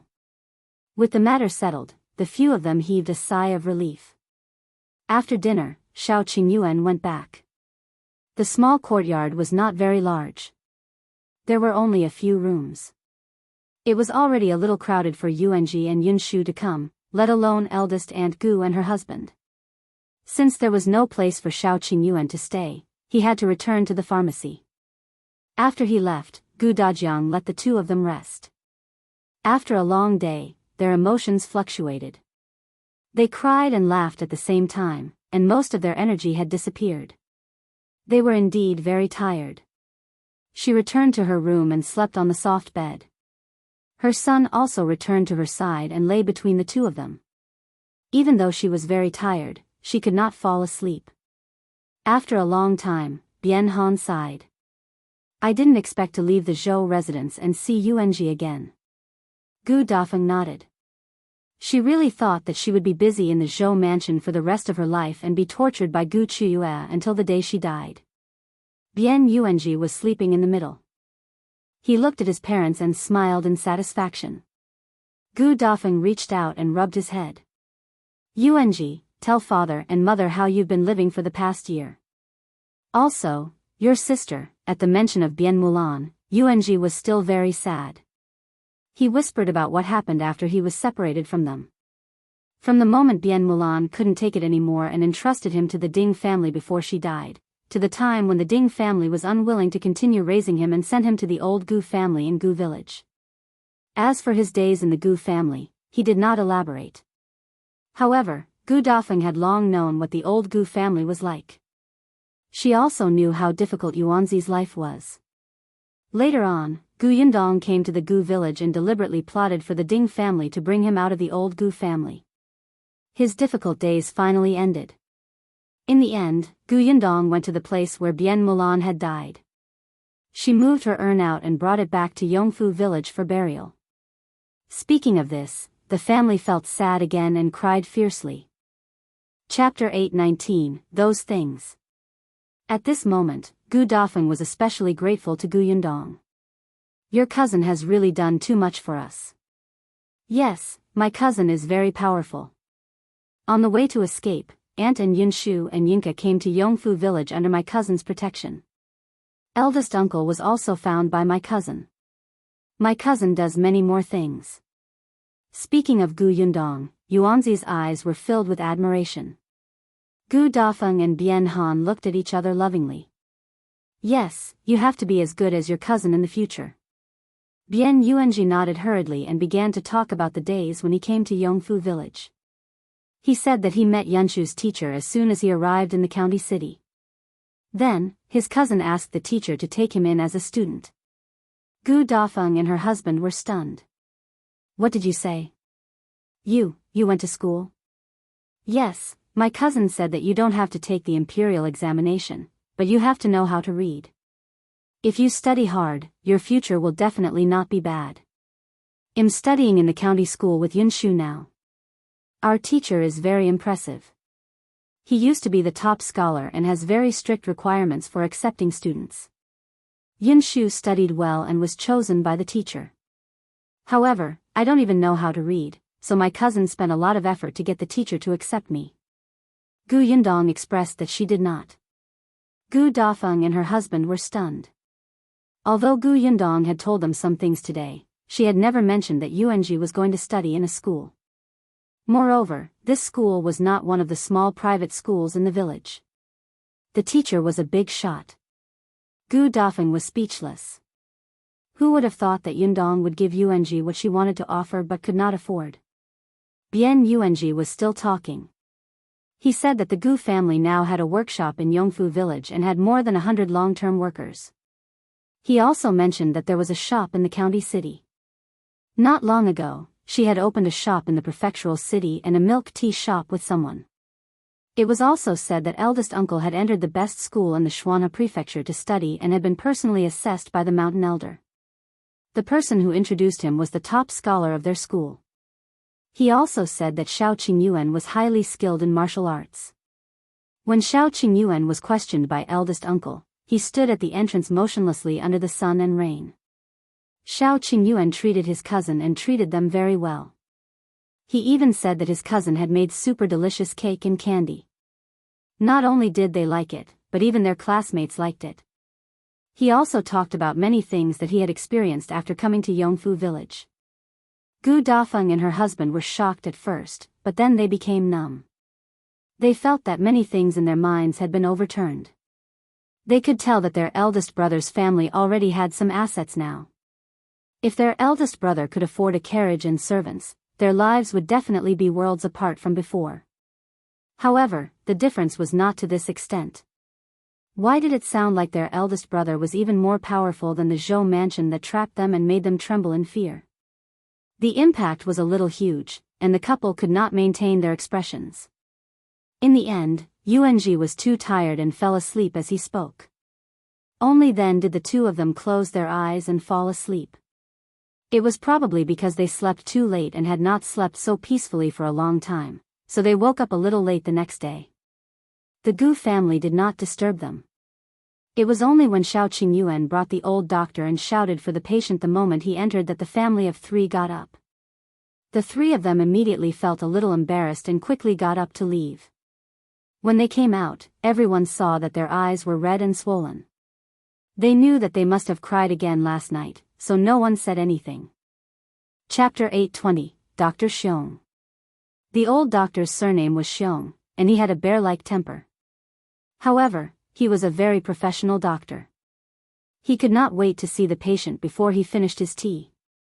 Looking at him, Gu Yundong thought of Song Dejiang. Were all capable and confident doctors so strange? However, she insisted that Bian Han finish his breakfast before going to the doctor. Dr. Xiong was a little unhappy at first, but when he heard that the other party's stomach was not good, he immediately waved his hand and asked him to hurry up and eat. When they finished eating and started to look at his legs, the family began to prepare for battle. Dr. Xiong washed his hands and quickly sat opposite Bian Han. Seeing that his entire body was tense, he hurriedly waved his hand. Relax, relax. It's just a look. The treatment hasn't started yet, and it won't hurt. It's too early to be nervous. Bian Han laughed at his words and relaxed at that moment.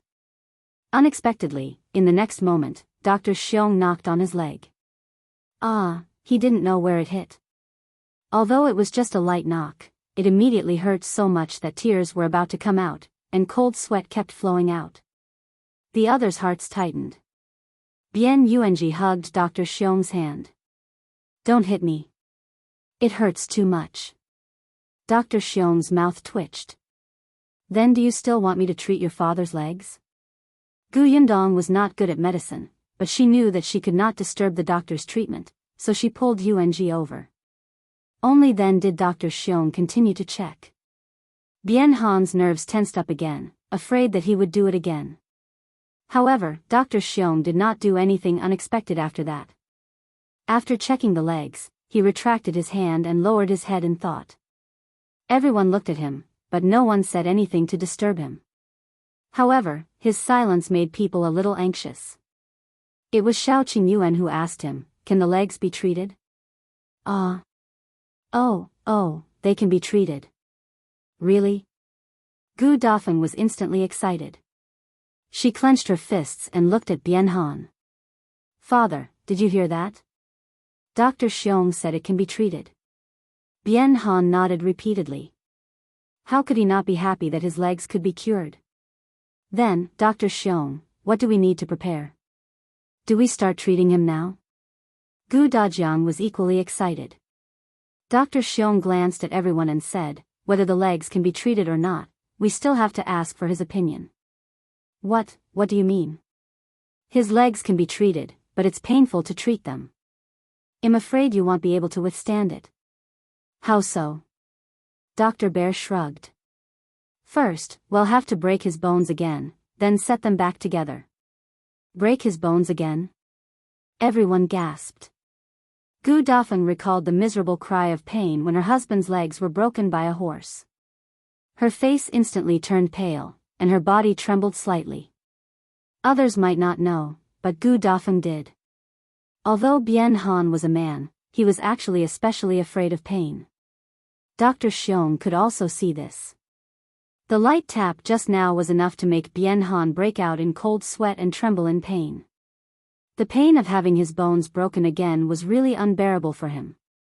Father Bian did tremble a little, but he looked at his legs and thought of his wife's and children's lives in the future. He gritted his teeth and said, "No, it's okay. If you want to break the legs again, so be it.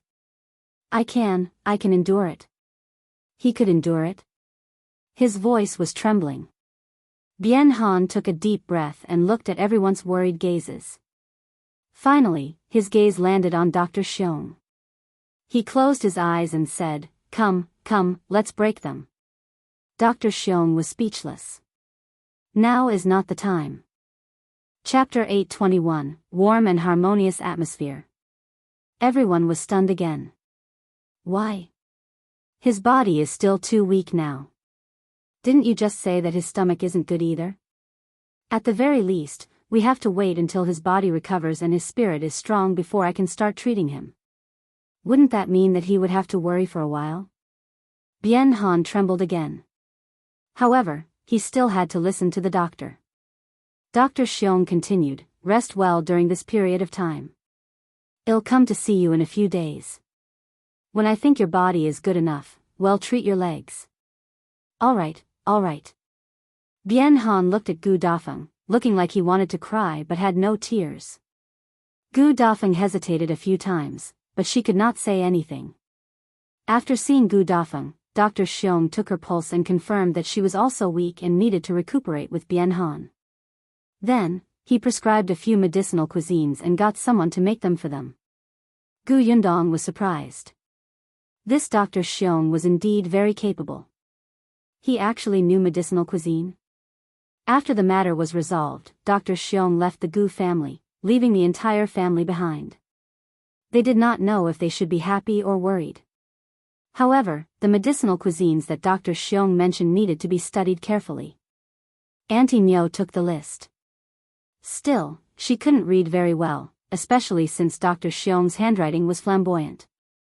It looked too strenuous. Gu Yundong could only follow her into the kitchen. Coincidentally, she was also very interested in the medicinal cuisines. As for the shop, she would go there another day. Her aunt's matter was more important, right? Shao Qingyuan followed the instructions on the list and grabbed the herbs. Then, he taught her how to recognize the words while watching her cook medicinal cuisines. After clarifying that, he left. Gu Dafeng felt bad. She felt that she should help. However, she was worried that she would be clumsy and waste all the ingredients and herbs. She could only help from the side. Yunshu, Yuanzhi, and the others had originally planned to go to Tianhai Academy today to take a look at the wall that was filled with names. Now, they didn't go anymore.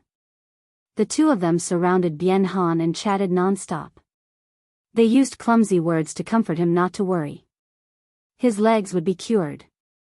It warmed Bian Han's heart, as if he was really not afraid at all. On the other hand, Yunka was also looking around the kitchen. Gu Yundong and Aunt Nyo were already used to it, but Gu Dafeng was not used to it. He was afraid that she would be scalded and hurt. It was only when she saw her washing and picking the vegetables that she remembered what Yuanzhi had told him yesterday. The young lady liked to eat and cook. Madame Yang was taking care of the flower pots with Lu Hongxiu. She had been in Yongfu village for some time, as if she was afraid that something would happen to these flowers. She had already checked yesterday, but she was worried and checked again today. The entire small courtyard entered in a warm and harmonious atmosphere. Until Tong Shuitao returned. She went out early in the morning and only returned at noon. As soon as she entered, she went to the kitchen to look for Gu Yundong. At the door, she cracked a few times, causing everyone in the kitchen to turn to look at her. The corners of Gu Yundong's mouth twitched. You can't be considered mysterious anymore, all right? She put down the things in her hand, washed her hands, and followed her out. The two of them chatted at the side. Tong Shuitao looked mysterious. Gu Dafeng shook her head and smiled. She continued with her work. However, Gu Yundong did not return after a while. Auntie Nyo happened to have some words that she did not recognize and looked conflicted. Gu Dafeng took the list and went out to look for Gu Yundong. She did not expect them to be standing under the corridor talking. It seemed like she hadn't finished speaking when Gu Dafeng suddenly heard the words Gu Qiuyue. She could not help but be stunned. Chapter 822, Aunt Gus Concerns. Gu Yundong also saw her. Coincidentally, Tong Shuitao had finished speaking. She instructed her to continue listening, so she turned around and asked, Aunt, what's wrong? Why are you looking for me? Gu Dafeng retracted her thoughts and held the list in her hand. Auntie Nyo wanted to ask you what medicine this is. Gu Yundong took it and walked in. After entering the kitchen and discussing with Auntie Nyo, she noticed that Gu Dafeng had not entered yet. Stunned, she walked out again. Aunt, what's wrong? I just heard Gu Qiyue's name. Realization dawned on Gu Yundong, and she answered straightforwardly, yes, I asked Shuitao to keep an eye on the Zhou residence and watch Gu Qiyue's movements. Do you want to deal with her? Gu Yundong did not hide it from her and nodded. She went too far. Yundong. Gu Dafeng held her hand anxiously and said, forget it. Gu Qiuyue is indeed not a good person. But no matter what motive she had back then, she saved our lives in the end. For the past year, I've been her slave for her. Take it as repayment for saving our lives. Now that your uncle and I have left the Zhou residence, we only want to have nothing to do with her from now on. Just pretend that you don't know her from now on. You don't have to. Gu Dafeng knew that she did not know what was good for her.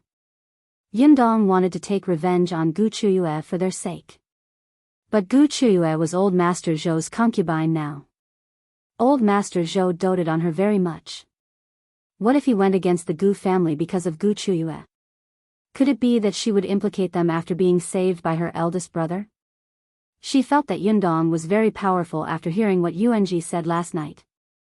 However, Gu Dafeng had never experienced it herself. She could not clearly understand how powerful Gu Yundong was. However, she had stayed in the Zhou family for a year and had personally experienced how different the Zhou family was from the environment she used to be in. Gu Yundong saw through Gu Dafeng's concerns at a glance and understood her worries. Hence, she gently held her hand and smiled. All right, Then I'll listen to you and let the grudge between the two of you be written off. Yes, she was referring to the feud between eldest Aunt Gu and Gu Qiuyue. However, she didn't say that the grudge between her and Gu Qiuyue didn't exist. Gu Yundong did not forget how Gu Qiuyue had conspired with Master Qian on the way to escape. She had gotten Fu Ming to lead them to chase after her family just to sell her and her younger siblings to Master Qian. That woman wanted them to live a life worse than death. At that time, Master Qian had chased after him with a group of people in a fierce manner, looking like he was determined to win. If not for the fact that she was smart and had a weapon in her hand, she would probably be in any brothel now. Her younger siblings might not even be alive. Was this something a biological aunt would do? Even a stranger would not be so vicious. Gu Yundong did not forget that when his father met Gu Qiuyue, she had deliberately misled him to Wanqing Prefecture. She had always remembered these grudges. Gu Qiuyue didn't save her life, so there was no such thing as a clean slate. Previously, Gu Yundong heard that she was already dead, so the hatred naturally dissipated. At most, Gu Yundong would lament that the wicked would be punished by the heavens. This person had finally gotten her retribution. But wasn't she still alive now? Furthermore, she was living happily. She was living a better and richer life than before. She even took pleasure in torturing eldest Aunt Gu and her husband. Then she had to settle the score properly. Chapter 823, Gu Qiuyue's Amazing Operation. Seeing that she had agreed, eldest Aunt Gu heaved a sigh of relief and smiled again. Gu Yundong pulled her into the kitchen and got busy again. But to Gu Yundong's surprise, before she could settle the score with Gu Qiuyue, the woman came to find trouble. After Gu Yundong found eldest Aunt Gu, she forgot about the portraits on the notice wall and did not tear them off in time. Unexpectedly, Mrs. Ren tore off the two portraits and followed the address on them to Aunt Ke's house. She told Aunt Ke that she knew where the two of them were. Aunt Ke was stunned. She had gone to the small courtyard frequently, especially because she had not seen Yunshu and Yuanzhi for a long time. Therefore, on the second and third day after the Gu family returned to the prefecture capital, she went to the small courtyard. Naturally, she knew about the joyous occasion of Yuanzhi and his parents reuniting. She had seen eldest Aunt Gu and Bian Han before, so she more or less knew about their experiences. While feeling pity for her, she also scolded Gu Qiuyue harshly. The person in front called herself Mrs. Ren. Could she be Mrs. Ren who was by Gu Qiuyue's side that Yundong mentioned? Aunt Ke pondered in her heart. She did not know what she was up to, so she nodded without batting an eyelid, indicating that she would bring her to meet the real person who was looking for her. Mrs. Ren was a little surprised. She thought that the person who was looking for them was Aunt Ke, but she did not expect this to be just a place for contact. Why was the person behind this so mysterious? For a moment, Mrs. Ren thought too much. She felt that the person who had spent so much effort to find eldest Aunt Gu and her husband probably had a feud with these two people. Otherwise, why would they go through so much trouble? Thinking of this possibility, Mrs. Ren began to get excited. She followed Aunt Ke to look for Gu Yundong. On the way, she could not help but ask, "Sister, who is this person? What's their relationship with the person in this portrait? Who's your sister?" Aunt Ke's expression turned ugly. She looked at Mrs. Ren, who was at least 10 years older than her, and almost couldn't help but spit on her face. She replied impatiently, "Ask them when you see them." "I don't know." Mrs. Ren felt that this person was difficult to get along with, so the smile on her face disappeared and she snorted. Aunt Ke brought her directly to Gus. Gu Yundong happened to be at Gus to look at the accounts and understand the recent income situation. Jing Gang complained at the side. "Many people say that we have too little goods here. There's not enough for them to eat at all. The people in this prefectural city are rich. When they buy things, they plan to buy baskets of goods. If we limit their purchases, they will scold us." It was too difficult for him. Gu Yundong found it funny. "Thank you, Uncle Zheng. That's not a big deal. We won't lose a piece of meat even if they scold us. In any case, they'll still spend money to buy our things. However, boss, Are we really not considering opening another shop in the west of the city? This place was too far from the west of the city. The people who came to buy things from there scolded the most fiercely. Yundong also wanted to open it, but her energy was limited. This milk tea shop had just opened not long ago, so she had to take it one step at a time. However, she could indeed get prepared first. If there was a suitable shop, she could buy it first. At this thought, Yundong instructed Zhenggang to be careful. Just as Zhenggang had agreed, two people came in. The person in front was Aunt Ku. Yundong immediately went up to her happily. "Aunt, why are you?" Before she could finish speaking, Aunt Ku took a step to the side, revealing Mrs. Ren's wrinkled face. Chapter 824. What's your relationship with the person in this painting? Yundong's smile froze. She frowned slightly and looked at Aunt Ku. The latter introduced with a gloating expression, "This is Mrs. Ren." She tore off the missing person portraits on the notice wall and said that she knew the whereabouts of the people on the portraits. She specially came to tell us. Yundong was speechless. Yes, the portraits.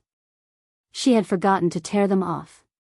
However, Mrs. Ren actually wanted to tell her about the whereabouts of her eldest aunt and uncle? What kind of mess was this? Yundong thought for a while, then nodded at Mrs. Ren and said, "Come with me. Let's talk in the backyard." Mrs. Ren had just finished sizing up the shop in front of her and was thinking that this shop was quite big.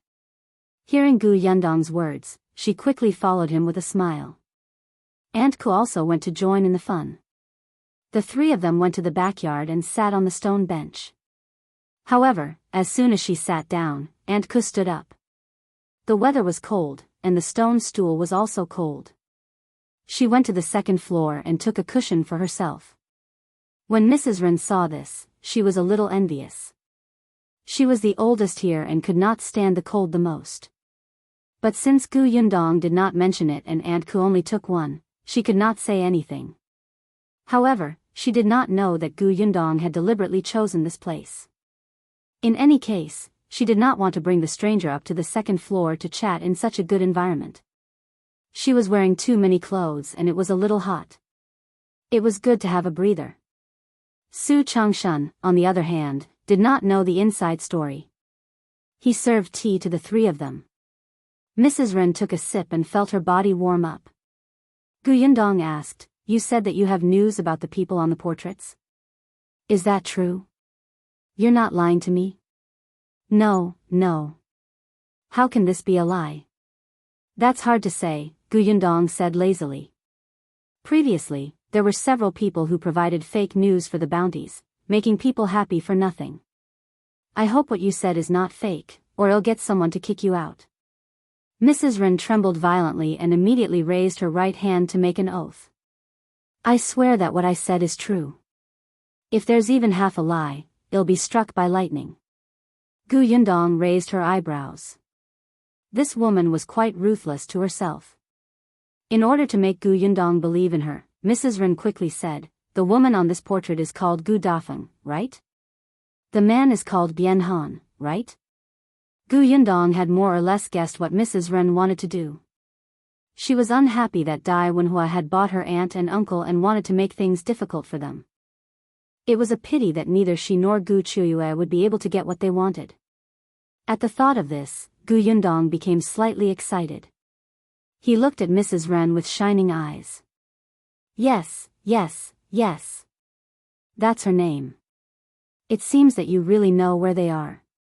Tell me, as long as the information you provide is true, I'll give you the bounty immediately. Mrs. Ren was also quite tempted by the bounty and immediately said, Gu Dafeng and Father Bian are now in Magistrate Dais residence.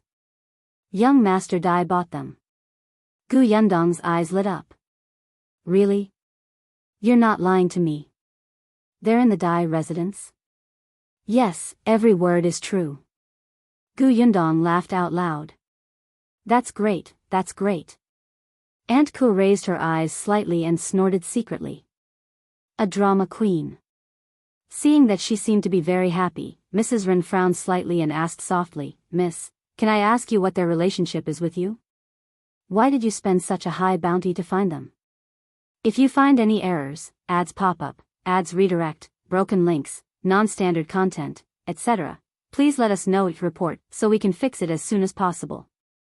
Chapter 825, Mrs. Ren takes a huge blow. Yundong was still smiling. Hearing this, he waved his hand and said it nonchalantly. They're my aunt and uncle. I've been looking for them for more than a year. It's just that I haven't heard from them. Now, I finally have news. Thank you. As she spoke, she sounded a little sad. I don't know if they've had a good year or if they've suffered, but it doesn't matter. Now that I've found them, they'll bring them home and definitely let them live a good life. Not to mention anything else, at least they won't have to worry about food and drinks. They'll have servants by their side to serve them. They'll be able to live a happy life after suffering. Mrs. Ren felt as if she had been struck by lightning. Aunt and uncle? And she wanted them to live a good life? Was this person the daughter of the Gu family's first branch, as Concubine Gu had said? Ren's mother felt sick. She shook her head in a daze. How could it be? How could it be? Why weren't they enemies? Actually, Yundong was right. Mrs. Ren and Qiuyue were indeed very unhappy that Gu Dafeng and her husband could leave the Zhou residence and go to the Dai residence to follow young Master Dai, who had a bright future. Especially when Qiuyue had fallen out of favor. Initially, this matter did not have much to do with Mrs. Ren. She did not have any grudges with Gu Dafeng. If they left, so be it. She would have less trouble. However, the bad thing was that Bian Han's words before he left completely ignited Zhou Dafa's anger. Gu Qi's good, simple, and kind character instantly collapsed, and she even pushed Zhou Dafu into an extremely embarrassing situation. After all, Bian Han had said those words in front of Dai Wenhua. Now that young Master Dai knew that his concubine was actually such a vicious person, not only did he seem like a joke, but his taste was bad, so muddle-headed that he was fooled by a woman. Hence, Qiuyue had fallen out of favor. Not only her, even Mrs. Ren was affected. In the past, Zhou Dafu could be tolerant of Mrs. Ren on account of his mother because Mrs. Ren usually spoke eloquently and did not make any big mistakes. However, this did not mean that Mrs. Ren could lie to him in front of everyone. Back then, she was the one who said that the couple was selling themselves. She said that Qiuyue was kind and compassionate to accept them. Bullshit. What did she take him for? A servant actually fooled the head of the family. Not selling her was already the last act of filial piety to the old madam. Zhou Dafu no longer cared about her confession and apology. He didn't even look at her. Mrs. Ren's heart was filled with hatred. She wished she could rush to the Dai residence and kill this couple. Hence, when Qiuyue was indignant and wanted to cause trouble for them, Mrs. Ren thought of the two portraits. The two of them also guessed who the person was and finally felt that there were only two possibilities. One was enemy, and the other was family member or friend. However, no matter what, if they cared about Gu Dafeng and her husband, they would definitely go to the Dai residence to ask for them. Young Master Dai had just bought Gu Dafeng and her husband back for less than 2 days.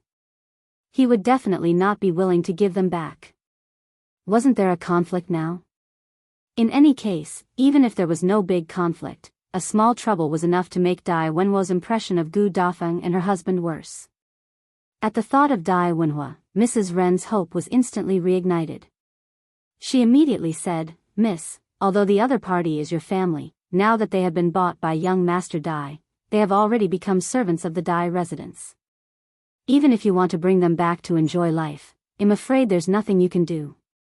If you find any errors, ads pop up, ads redirect, broken links, non-standard content, etc., please let us know each report so we can fix it as soon as possible." Chapter 826, I happen to know young Master Dai. Yes, that was it. Mrs. Ren felt a little better. She suddenly felt that this seemed to be more painful for Gu Dafeng. Just think about it. It was not easy for her to find her family, but she could not reunite with them.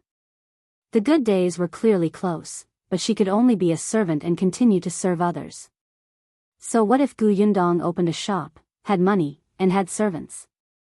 Wasn't Gu Dafeng still a slave?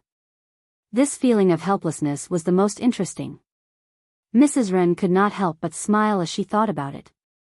Aunt Ku also smiled slightly. Gu Yundong laughed twice and waved his hand. It's all right, it's all right. I happen to know young Master Dai. He's a loyal person and has a good temper. If he knows the ins and outs of the matter, he will definitely let my aunt and uncle come back with me. When the time comes, they can still live a good life after being expelled from the slave registry. No matter what, thank you for today. He knew young Master Dai. The corners of Mrs. Ren's lips froze halfway. She was in a daze. Gu Yundong was still laughing, mainly because she really could not hold it in anymore. This woman actually came to her door to seek abuse. She would feel sorry if she did not provoke the visitor with a few words. Cough cough, it was better to restrain herself. Gu Yundong reached out and patted Mrs. Ren's shoulder. She said gratefully, "It's all thanks to you. Otherwise, I don't know when we would have met again. I'm really too happy. I can't wait any longer. I'll go look for young Master Dai now and meet my aunt and uncle." "Thank you." With that, she stood up and ran off without even mentioning the bounty. However, at this moment, how could Mrs. Ren think of the bounty? She stood up numbly. She seemed to have heard Aunt Ku say that she would walk her out. She nodded blankly and walked out. Gu Yundong only came down from the second floor after Mrs. Ren left Gus. He looked at Aunt Ku. "She's gone. She's gone." Aunt Ku looked at her speechlessly. "In order to shirk that bounty, you've put on a good show." "You can't say that." "What do you mean by shirking?" "My aunt and uncle have already returned home, so the news she provided that they're in the Dai residence is fake. She lied to me and am already being polite by not kicking her out. She still wanted a bounty? Dream on." Gu Yundong returned to the counter and continued talking to Zhenggang. Aunt Ku pointed at her forehead. "Anyway, you're right. There's nothing else for me to do here. I'll go back first." "Don't go back yet. Let's go back to the small courtyard for dinner later. Next time." Aunt Ku waved her hand and left. Now that the Gu family was reunited, she did not want to join in the fun. It was better to go home. Seeing that she insisted, Gu Yundong did not ask her to stay. He lowered his head and continued to look at the account book. Zhenggang was right. The business in this shop was really good. In just half a day, there were already a lot of customers. She saw that Su Changshan didn't rest at all. He was so busy. It seemed like she wouldn't let him down if she didn't give him a raise. Gu Yundong closed the ledger. Seeing that it was rare for him to rest, he waved him over and asked, "I heard that you moved. Where did you move to?" Su Changshan wiped his sweat with a towel and replied, "It's just a little over Xingtao Street. Just a walk of almost an hour." Xingtao Street, Why does it sound so familiar? If you find any errors, ads pop up, ads redirect, broken links, non-standard content, etc., please let us know each report so we can fix it as soon as possible. Chapter 827, It's Hers. Gu Yundong thought about it. Wasn't it the place where Shao Yuan's family used to live? That position, Gu Yundong asked curiously. "I remember that there's a group of local tyrants living there. They're quite fierce."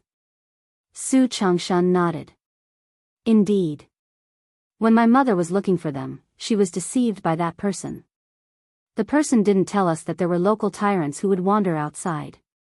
My mother saw that it was close to Su Qing's shop and the rent wasn't expensive, so she quickly rented it. In the end, on the day we moved, there was indeed a local tyrant who came looking for us." At this point, he laughed. But for some reason, although the local bully was very arrogant when he came to our door, when he saw us, he suddenly cowered.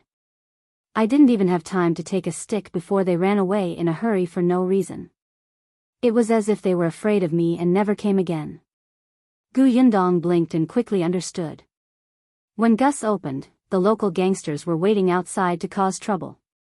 Therefore, They must have seen Su Changshan as a worker and knew that he was from Gus. Gus had a powerful backer, so they were afraid of Su Changshan, so they naturally didn't dare to come and cause trouble. Zheng Gang, who was at the side, also laughed out loud. This is not inexplicable. These local tyrants have come to find trouble with Gus in the past, but they were ruthlessly taught a lesson by the boss and Qingyuan. They're afraid. I reckon that they must know that you're a worker here. Su Changshan was surprised. Is that so? In that case, it's all thanks to boss and young master Shao. Regardless of the reason, since you're our shop's assistant, if you encounter trouble, you can tell the shopkeeper or me. If we have the ability to help, we won't ignore it. If he became her shop assistant, he would be hers. Su Changshan nodded repeatedly. Hee, thank you, boss. But we're no longer in trouble. I haven't seen those local tyrants for a long time. Ever since we moved in, not only have they not come to my house, but they haven't even come near our house. Xiao Yuan even said that she has to thank me for this and gave us 2 pots of flowers. Oh, Xiao Yuan is our neighbor, a little girl. Yundong exclaimed, is it Xiao Yuan, who grows and sells flowers at home? Yes. Boss, do you know her? That's right. I didn't expect the 2 of you to become neighbors. You're quite fated. Su Changshan chuckled again. After they said a few words, another guest came. Su Changshan hurriedly went to entertain them. Yundong went to the storeroom to take a look and asked about the delivery. She thought that there was a huge demand now, and she needed more people to deliver the goods. In particular, her business was actually quite eye-catching. She had to hire some skilled people. Yundong finished reading the shop and account book. Seeing that it was getting late, she left Gus. When she thought of what Mrs. Ren had done previously, she could not help but feel happy. She even bought some food from the snack shop on the way home and went to the ready-to-wear shop to bring home the 2 sets of clothes that she had ordered for eldest Aunt Gu and her husband. At this moment, Mrs. Ren, who was on the other side, seemed to have suffered a huge blow and returned to the Zhou mansion in a daze. Qiuyue was waiting anxiously in the snow-blowing garden. When she saw her, she rushed over and grabbed her shoulders. She asked anxiously, how is it? Did you see them? Did you find out what relationship that person has with Gu Dafeng? Do they have a feud? If you find any errors, ads pop up, ads redirect, broken links, non-standard content, etc., please let us know each report so we can fix it as soon as possible. Chapter 828, She's the one who should enjoy her life. Mrs. Ren looked at Qiuyue in front of her. The corners of her mouth opened and closed for a long time, but she could not say a word. Qiuyue was extremely anxious. Say something. What's their relationship? No, not an enemy, but a relative, and Mrs. Ren wanted to cry but had no tears. She slowly told Qiuyue what she had found out. Qiuyue was stunned. She fell back into her chair in disbelief. Her pupils constricted as she muttered to herself, you're saying that that person is Gu Yundong? She opened a shop and is rich now. She even knows the young master of the prefecture magistrate's family. She will bring Gu Dafeng and his wife back and enjoy life? As she spoke, she suddenly laughed. Mrs. Ren, are you joking with me? She did not believe that Gu Yundong was still alive. How could Gu Dafeng enjoy life? Why? Why could she only be someone's concubine and be tortured by the main wife every day? Now, she was even despised by the old master. And Gu Dafeng, Gu Yundong, and the others had to live better and better? There was no such logic. She was the one who was supposed to enjoy life. Qiuyue suddenly stood up. I don't believe it. I want to take a look. I have to see it with my own eyes. As she spoke, she rushed out. Mrs. Ren's expression changed and she hurriedly hugged her. Aunt, calm down. I'm not calm. I just can't let them have a good life. Her eyes were red with hatred. She was indignant about Gu Dafeng, but she really hated Gu Yundong. If she hadn't caused Master Qian's death back then, Master Qian's subordinates wouldn't have blamed her. They had chased after her and wanted to take her back to report. She wouldn't have been separated from Fu Ming and her daughter wouldn't have died tragically. If not for Gu Yundong, their family would still be together. It was all because of her. Because she hated Gu Yundong but had nowhere to vent her anger, when she saw Gu Dafeng and her husband who were close to Gu Yundong, she brought them back to the Zhou family to torture and humiliate them. She wanted them to live a life worse than death to atone for Gu Yundong's sins. The more Gu Qiuyue thought about it, the more she hated it. Mrs. Ren could barely hold her. Seeing that there were people poking their heads over, she panicked and pinched Gu Qiuyue hard, finally waking her up from the pain. Mrs. Ren said anxiously in a low voice, "Aunt, calm down. There are people staring at us outside now. Do you want to be sold by master?" Gu Qiuyue shuddered. Of course not. She couldn't cause any more trouble now. Otherwise, Zhou Dafu would lose his last bit of patience.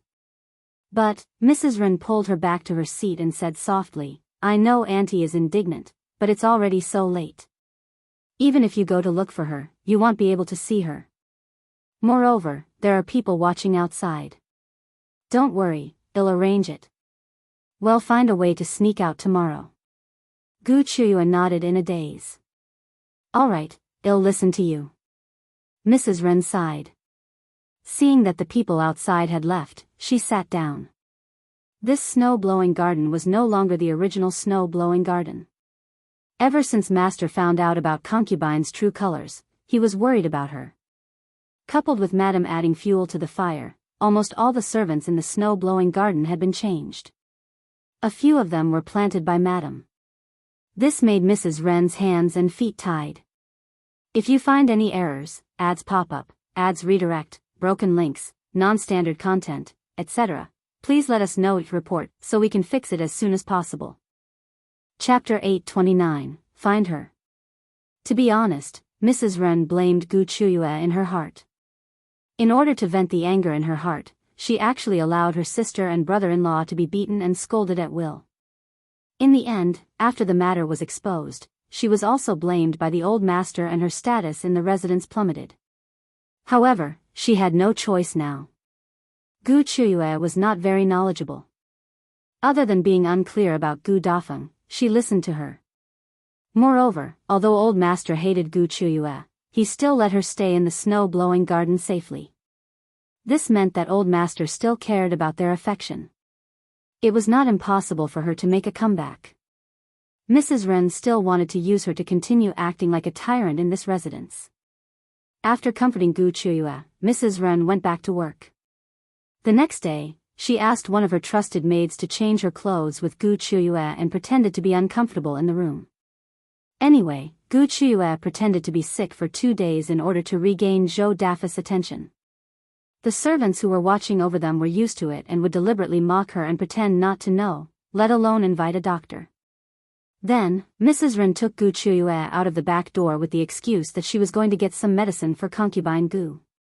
Gus was a little far away. By the time Gu Qiuyue arrived outside Gus, it was already noon.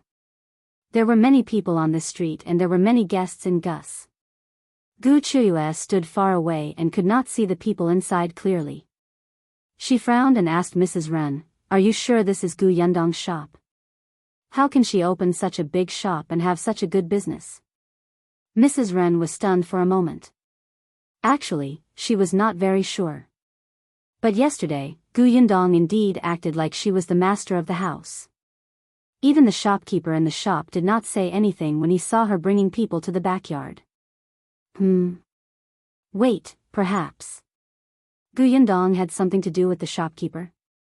Seeing how innocent Gu Yundong was, and how she told her everything she asked, it did not seem like he could open a shop. At the thought of this, Mrs. Ren felt a little more confident. "Let's go closer and take a look." Gu Qiuyue stuck her head out for a long time. In the end, she only saw the shop assistant coming back and forth. She felt very anxious. You should have asked around yesterday to find out where her family lives. Mrs. Ren resisted the urge to roll her eyes. What excuse did she use to inquire about other people's residences? She was also annoyed, but she still brought Qiuyue forward. Seeing that they were getting closer and closer to the shop, someone suddenly walked out of Gus. It was a woman. Qiyue's eyes widened.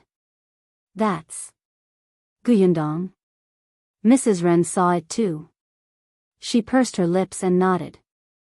Qiuyue clenched her fists. She was really here. Was she really the owner of this shop? The hatred in her eyes was about to spread. Her emotions shot towards Yundong at the door, making her look over as if she had sensed something. Mrs. Ren's expression changed drastically. She turned around abruptly and stood in front of Qiuyue, blocking their vision. Yundong only took a glance before quickly retracting her gaze. She just smiled and asked Tong Shuetao, who was standing beside him, "Where are they standing?" "That's right. I thought I hid it very well." Tong Shuetao was very speechless. Didn't they know that her whereabouts were very eye-catching? As she spoke, a carriage slowly drove over from the street. When it reached the entrance of Gus, it slowly stopped. If you find any errors, ads pop up, ads redirect, broken links, non-standard content, etc., please let us know your report so we can fix it as soon as possible. Chapter 830, She's going to tear them up. Yundong glanced in Qiyue's direction again before walking towards the carriage. The carriage door opened and Yunshu and Yuanzhi jumped out. Then, they turned around and let Gu Dafeng, who was behind them, get out. Yundong smiled. "Aunt, you're here?" "That's right." Gu Dafeng had been recuperating well for the past 2 days and was much more energetic. "The 2 children said that I couldn't stay at home all day and insisted on dragging me out for a walk. Coincidentally, they wanted to come to the shop to take a look, so I came with them." "You should come out for a walk. Didn't Dr. Xiong say that walking is good for your health?"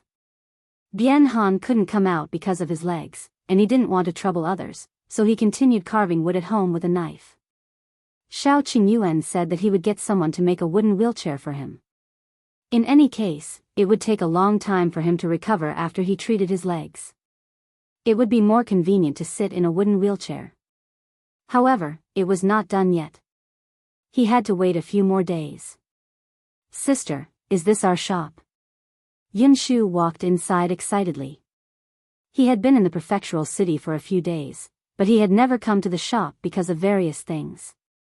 Now, he finally saw it. Yuanzhi was still standing on the spot, holding Gu Dafeng's hand. Ever since he reunited with his parents, he had become different. With someone to rely on, he felt much more at ease. The carriage behind the 2 of them was pulled away by Lu Sheng, who had brought them over. The area at the entrance instantly became much empty. Hence, when Mrs. Ren, who was not far away, stepped back and no longer blocked Qiuyue, she immediately saw Gu Dafeng and her son holding each other's hands. How could this be? Qiuyue widened her eyes in disbelief. Yundong had actually asked Gu Dafeng to come over from young Master De's side. Not only that, but Gu Dafeng had also put on new clothes. She was radiant and reunited with her son. It was as if all the suffering before was an illusion. Her good days had really come. She couldn't stand it. She couldn't stand it. Qiyue's eyes turned red as she walked towards Gus. Mrs. Ren cursed in her heart and quickly hugged her. Aunt, calm down." "How can I calm down? Yundong clearly deserves to die, but she actually opened such a big shop now. Gu Dafeng should have been stepped on by others and served others as a slave for the rest of her life, but now, she's actually wearing gorgeous clothes and reunited with her son. Someone even drove a carriage for her. Why? Even she didn't have any of these. What right did these 2 bitches have to enjoy it? She couldn't stand it." Qiuyue exerted all her strength to break free from Mrs. Ren's grip. The passers-by looked at them and pointed at them with strange expressions. Mrs. Ren was anxious, afraid that the commotion here would attract the attention of Gus people. But this time, even if she pinched Qiuyue hard, it would be useless. There was only one thought in Qiyue's mind. she would go up and tear them apart. Mrs. Wren was secretly annoyed. I know you're unwilling, but what can you do even if you're unwilling? Could it be that you can kill them? You can't do anything. Once you rush in front of them, you might be grabbed by the shop assistants and shopkeepers and sent to the government office. Do you want Master to give up on you completely? Qiuyue was stunned, and the commotion quietened down. If you find any errors, ads pop up, ads redirect, broken links, non-standard content, etc., please let us know each report so we can fix it as soon as possible. Chapter 831, Resurrection. Mrs. Wren heaved a sigh of relief and continued, and don't forget that Yundong knows young Master Dai from the prefecture magistrate's office. Otherwise, she wouldn't have been able to bring Gu Dafeng and his wife home in just half a day. Later, she will complain to young Master Dai. If young Master Dai wants to pursue the matter, old Master will be the first to not let you off. Qiuyue listened and finally calmed down completely. Her flushed face gradually returned to normal. Mrs. Wren continued, I didn't bring you here today to agitate you to risk your life. I wanted you to see with your own eyes that their lives are good now. You can't touch them easily. Qiuyue suddenly turned around and glared at her. She sneered. Are you trying to tell me that I'm just a concubine who has fallen out of favor? The tables have turned. Do I have to kowtow and apologize to them when they see us? No, I want you to know that you can only deal with them if you're strong and stand higher than them. Qiuyue was stunned for a moment. After a while, she snorted. You make it sound so easy. How can I stand higher than them? I'm just an unloved concubine now. I don't have money or anyone in my hands. I don't even know young Master Dai. Mrs. Wren wanted to roll her eyes. This person was really insensible. That's why you have to fight for it. You have to obtain old Master's love again and become the mistress of the Zhou mansion. Mrs. Wren's eyes were shining. You have to do everything you can to squeeze Madam out. When you can make a decision in the manner, you will be able to know the madams of the real rich families in the prefecture city. So what if you don't know young Master Dai? Can't you know Miss Dai and Madam Dai? As long as you build a good relationship with them, what else do you have to worry about? The picture that Mrs. Wren had drawn for her was so beautiful that she began to tremble with excitement. Yes, so what if Yundong knew young Master Dai? When she got to know Madam Dai, she would tell Madam Dai that Yundong was shamelessly hooking up with other men and wanted to seduce young Master Dai to marry into the Dai family. At that time, she would not even need to do anything and Yundong would be directly dealt with by Madam Dai. Perhaps in order to prevent future troubles, not only Yundong, but the entire Gu family, including Gu Dafeng, would be thrown into jail and finished together. Qiuyue laughed. She was so excited that her eyes were red and her fingers were cracking. Mrs. Wren heaved a sigh of relief. Qiuyue was a country bumpkin who didn't know anything.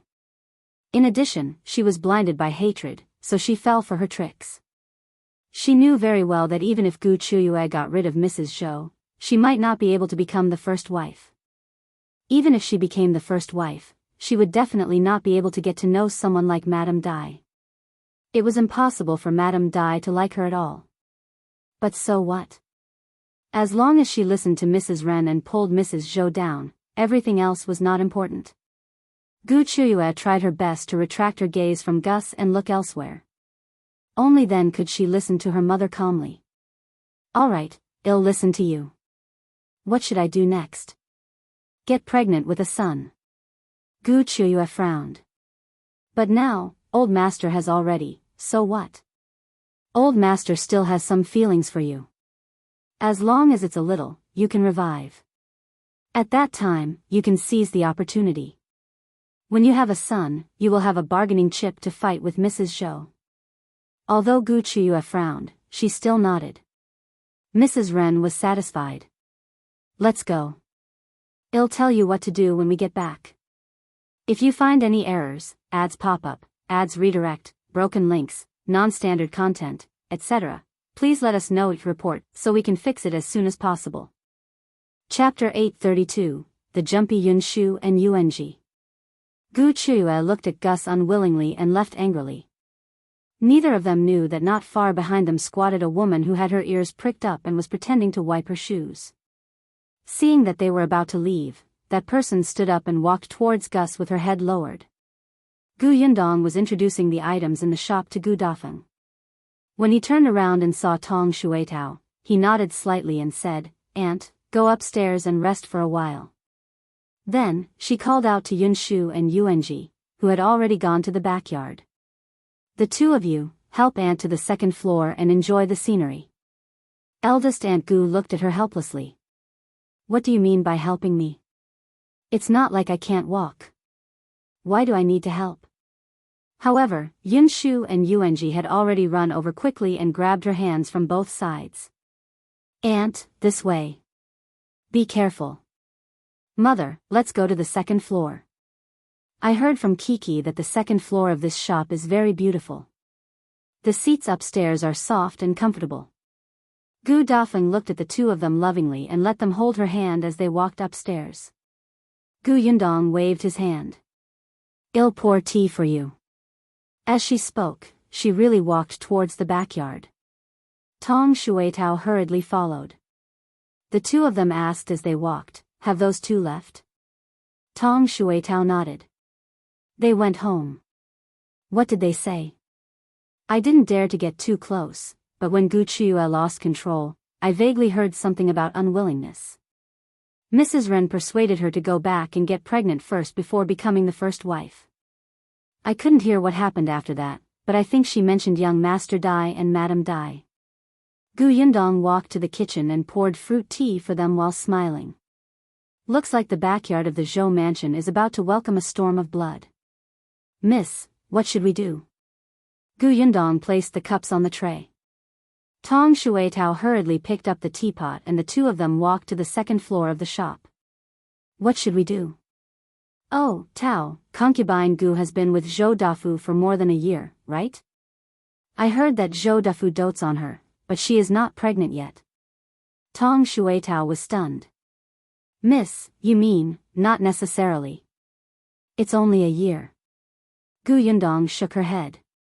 "It's normal for some people to take 3 to 4 years to get pregnant, but, until now, Zhou Dafu only had one son. He didn't even have a daughter. Qiuyue wasn't his only concubine." She smiled and said nothing more. They were already standing on the second floor. Tong Shuetao didn't understand. "But what? Why did Miss say half of it?" Gu Yundong walked into the attic on the second floor and saw the two children lying on the sofa. "It's really comfortable. I can even sleep on it. Look at this pillow. It's soft and can even lean against the wall. There's even a storybook here. Wow, I didn't even see one in the county city. There are many bookstores in the prefectural city. There will definitely be many books.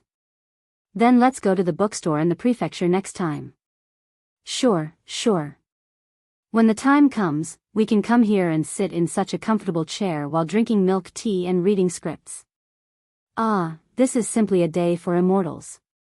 Gu Yundong, who was standing at the door, was speechless. Why were these two so jumpy when she was not around? Ahem. She coughed heavily.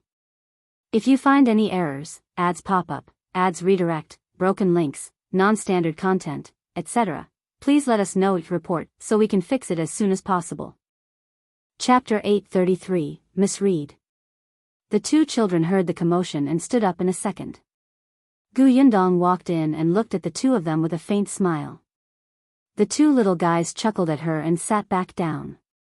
They even jumped on the cushions. "Eldest sister, it's too comfortable here," so the small people in our hearts came out and spoke by themselves. "We weren't the ones who said those words just now." "Yes, it's not us."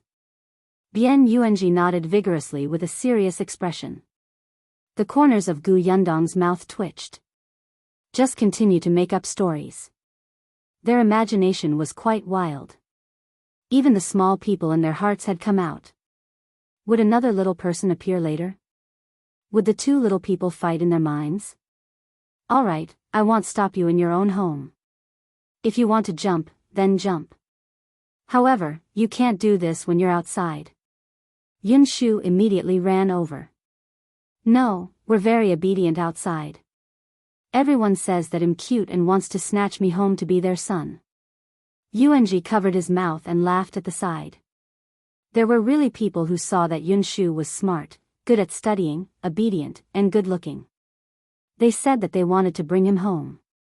In the end, Yunshu was so frightened that he thought it was true.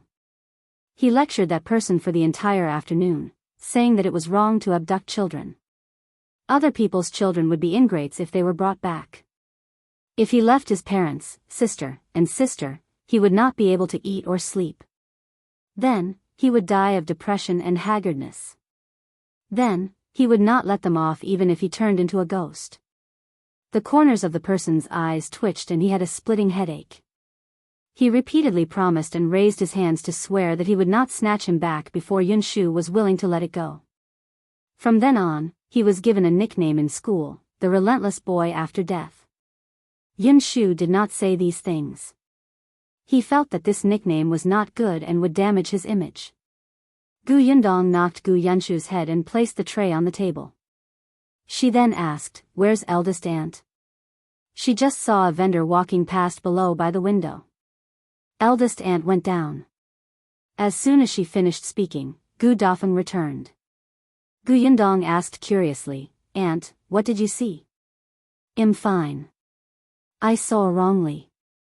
She had been looking down from upstairs and almost thought that the person carrying the burden was her fourth brother. However, when she walked down, she realized that it was not the case. Now that she had reunited with her eldest brother, the whereabouts of the others were clear. Only her fourth brother was still unknown. Yundong saw that she was unwilling to say more, so she did not ask further and handed her a cup of fruit tea. The fruit tea was sour and sweet. Eldest Aunt Gu took a sip and could not help but widen her eyes. "It's delicious." The other two children had already gulped down half a cup. "Eldest sister, can we make this at home in the future?" "Okay." Eldest Aunt Gu looked at the children and her depressed mood improved again. She finally had a chance to size up the attic.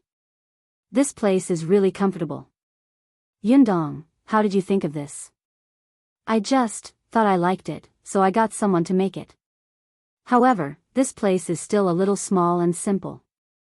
The milk tea shop is really beautiful." She happened to go to the milk tea shop yesterday and did not tell Madame Dai and Nie Shuang. She wanted to experience it as a guest and see if there was anything that needed to be improved. After checking it, it was quite good. At least in terms of eating and drinking, it tasted very good. When Yunshu heard her mention the milk tea shop, she quickly said, "Sister, can we go now? If you find any errors, ads pop up, ads redirect, broken links, non-standard content, etc., please let us know it report so we can fix it as soon as possible." Chapter 834, To the Milk Tea Shop. "Now?" Yunshu said pitifully, "We only have a few days of vacation left. I've agreed with Yuanzhi that I have to go to Aunt Kes' house and let him see the courtyard I lived in back then. I also have to go to Tianhai Academy to experience the strong academic atmosphere. I also have to go to the bookstore and find a storybook. No, find scriptures to read." There were so many places he had to go. His schedule was too full and he was so busy. It was really not easy. Yundong felt sympathy for him. She thought that since there was nothing important in the afternoon, she might as well go. "All right, they'll take you there. At this time, there shouldn't be many people. It wouldn't be a problem to bring the two children over." The milk tea shop allowed children, but it was only limited to people under the age of 10. Moreover, most of the people who brought children went to private rooms. The two children immediately cheered and raised their heads to finish the fruit tea in their cups. Gu Dafeng shook her head helplessly. She drank very slowly. The doctor said that her stomach was not good now, so she had to drink and eat slowly to avoid getting injured too quickly. Taking advantage of this opportunity, Yunshu and Bian Yuanzhi went to the cabinet on the wall to look for storybooks. "I've never seen this before. Let's bring it back." Last time, Junjie said that he couldn't find this book in the bookstore in the county city for a long time. "I'll bring it back for him." He'll definitely be happy. When Gu Dafeng heard this after drinking, she immediately frowned slightly and asked Gu Yundong softly, "Is that okay? Can they read storybooks? Will it affect their studies? What if the teacher finds out and is disappointed in them and punishes them?" Gu Yundong comforted her. "It's all right. Mr. Qin doesn't object to students reading miscellaneous books. As long as they have a sense of propriety and it doesn't affect their studies, it doesn't matter if they read some storybooks. If it affects normal classes, he will confiscate the students' miscellaneous books and carry out." Yes, special education. Gu Dafeng did not understand special education, but from what Gu Yundong said, it was allowed by the teacher. Moreover, the teacher was the top scholar, so there was definitely no problem. Gu Dafeng was relieved. The two children had also picked 3 books and put them away. They smiled at Gu Yundong. Gu Yundong crossed his arms and looked at them with a half-smile. "Did a small person crawl out of your heart just now and control your hands to get the storybook? Sister, you're really good at predicting. Damn you, glib-tongued." The group went downstairs and informed Zhenggang. Then, they rode the carriage to the milk tea shop. Tong Shuetao did not go. She still had something on. The name of the milk tea shop was New Tea Pavilion. Mie Shuang and Madame Dai insisted on her naming it. Gu Yundong thought that she was bad at giving names and gave up on herself. She thought that if they were not satisfied, they could think of something else. Unexpectedly, the two of them agreed to it. It was simple and clear, allowing people to know what this shop was for at a glance. Wasn't milk tea new tea? No one had seen it before. Gu Yundong was speechless. Huh? Was it that rash? Yes, it was a very rash name, so much so that Gu Yundong did not often mention the name of the milk tea shop. Anyway, when she saw this name, she had no idea. The carriage stopped at the entrance of New Tea Pavilion not long after. Before the two children got out of the carriage, they had already lifted the curtains and saw the 2-story tall shop in front of them. If you find any errors, ads pop up, ads redirect, broken links, non-standard content, etc., please let us know it report so we can fix it as soon as possible. Chapter 835, New Tea Pavilion. New Tea Pavilion? They got out of the car. Gu Yunshu and Bian Yuanzhi looked up at the name on the plaque, deep in thought. Gu Yundong coughed lightly and was about to say, "Hurry up and go in. There's nothing interesting about this name." Unexpectedly, Yunshu suddenly said, "Cook new tea from the river and by all the green mountains as a drawing screen." When I see these 2 words, I can feel that this tea shop gives people a leisurely feeling. Huh? Are you sure? It was rare for Gu Yundong to have a nod in her head. She looked at the plaque above her head with a gratified expression. Relief? Gu Yundong shivered and quickly said, "All right, don't stand at the door. Let's go in first." Only then did they walk in. New Tea Pavilion's business was really booming. Even if it was not time for afternoon tea, more than half of the people in the hall were already seated. Most of these people were dressed gorgeously and spoke very softly. Even when they smiled, they covered their mouths with a handkerchief. Therefore, when she entered, she had a quiet and elegant feeling. However, Gu Dafeng was so shocked that she did not dare to walk forward. So this was what the so-called milk tea shop was like. She thought that it was similar to Gus. However, when she came in, she realized that it was completely different. She stood here as if she had walked into another world. She looked especially out of place. Gu Yundong took a few steps and realized that her aunt was not following her. She quickly turned around and saw that she was at a loss. She was shocked and immediately took a few steps back to support her arm. Gu Dafeng grabbed her tightly. "Yundong, I don't think I should go in." Gu Yundong thought for a moment. "It's fine. Well, go to the private room. It's not in the hall. Eldest aunt, don't be afraid. I'm here. Yuanzhi is also here. This is my shop. You're an esteemed guest here. Come, hold your head high. I'll bring you in." She did not know if it was because of what Gu Yundong had said, but with her and Yuanzhi around, eldest Aunt Gu felt a surge of vigor. Yes, what was there to be afraid of? This shop belonged to Yundong. If she didn't even dare to enter her niece's shop, not only would she embarrass herself, but she would also embarrass Yuanzhi. Gu Yundong looked at her slightly raised face and smiled. She still wanted her eldest aunt to become the hearty eldest aunt of the past. How cute, right? Let's go. I can do it. Gu Dafeng also smiled. She was still very nervous, her palms were sweaty, and her back seemed to be sweating. She could even feel the guests in the hall looking over. But it didn't matter. She had Yundong by her side. She wasn't afraid. Gu Yundong held her arm and walked steadily to the counter with a smile on her face. Yunshu and Yuanzhi were already standing in front of the counter. When they saw the menu beside them, they couldn't help but lean over to take a look. There was a lady behind the counter. She smiled and asked them, "Did the two young masters come here on their own?" Yunshu looked up and met the eldest sister with a sweet smile. Her eyes were also bright. "No, I came with my sister and aunt." Then she pointed in Gu Yundong's direction. The girl was still smiling as she looked in that direction. The smile remained on her face, but her eyelids twitched violently. Gu Yundong lowered her head and whispered to eldest Aunt Gu. She did not see her.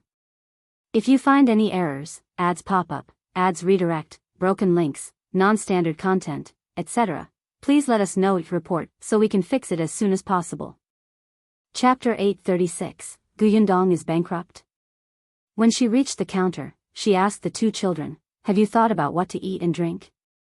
"I want to drink milk tea and eat those fries," Yunshu said quickly. "I want double skim milk." Yuanzhi had a special fondness for this. "And chicken nuggets." Gu Yundong looked at eldest Aunt Gu again. The latter did not know how to read and did not know what delicious food there was. She was a little nervous. But with Gu Yundong by her side, she quickly calmed down. "Just order. I don't know what to drink." Gu Yundong thought for a moment and said to the girl, "Then give me another pot of osmanthus tea and a plate of osmanthus cake." She said to eldest Aunt Gu, "Osmanthus tea is good for the stomach." During this season, the osmanthus flowers this year have been plucked and dried. The osmanthus flowers in new Tea Pavilion are all fresh. "All right, I'll try." Gu Yundong said to the girl, "That's all for now. We'll order whatever we want later.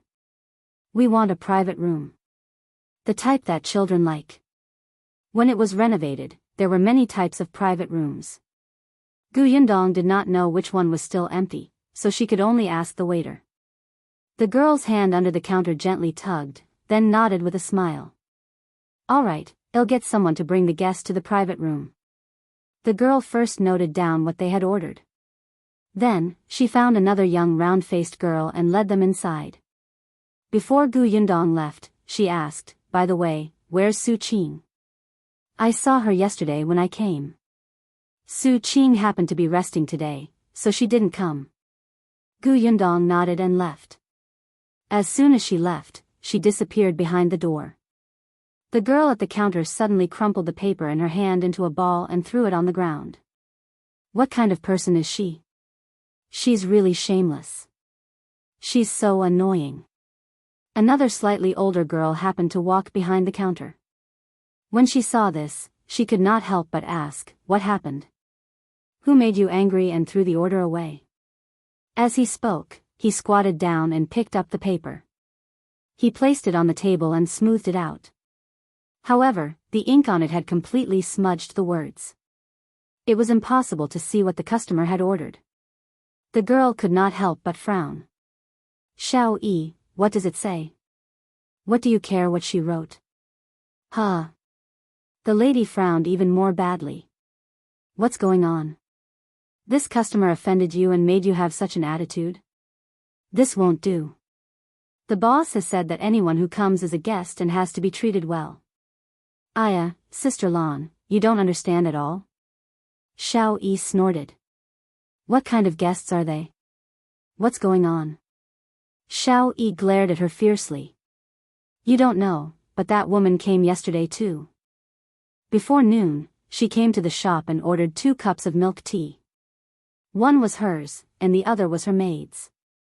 Then, the 2 of them sat in that corner of the hall for the entire afternoon. They didn't move at all. The more Shao spoke, the angrier she became. Look at those young ladies and madams who came to our place. Which one of them would sit at the same table as a maidservant and drink tea? Only those ignorant and dilapidated families are so impolite. Wei Lan felt that this was wrong. Shao, there's no rule in our shop that you can't sit with a maidservant. What do you know? When Shao saw her retort, her tone could not help but become heavier. There's something even worse. If you find any errors, ads pop up, ads redirect, broken links, non-standard content, etc., please let us know your report so we can fix it as soon as possible. Chapter 837, 3 Bosses. A customer looked over and Wei Lan quickly pulled her back. Be quiet. Shao shrunk her head and continued, it's fine if they sit in this shop for half a day, but the problem is that they keep stealing glances at others. Learning how to eat and drink elegantly from those madams and young ladies, I feel that it's shabby. Sister Lan, it's not that I want to criticize them, but if the other madams and young ladies find out, they will lose their temper and find trouble with our shop. If Yundong were here to hear this, she would definitely shout that she was wronged. She just wanted to know how satisfied the customers were with the shop and see if they liked the food. Moreover, she had really only taken a few glances. Who knew that this Shao would actually discover it? Wei Lan felt that Shao's words were all guesses. It can't be. Did you misunderstand? I saw it with my own eyes. How could I have misunderstood? Just watch. They came yesterday and tasted the sweetness. Today, they came again. They even brought their families. If they come at this hour, they will definitely sit for the entire afternoon. Oh right, there's another thing. Su Qing was the one who entertained them yesterday. You didn't see her. She was so attentive. When she saw that the woman had finished her milk tea, she immediately went over to refill it. I think she likes to serve such poor guests. The more she spoke, the more she went overboard. Wei Lan couldn't stand it anymore, so she interrupted her and said, you'd better tell me what's written on this list first. I'll get someone to do it so that the guests won't wait. I've said so much, but you didn't listen at all? Shao stomped her feet.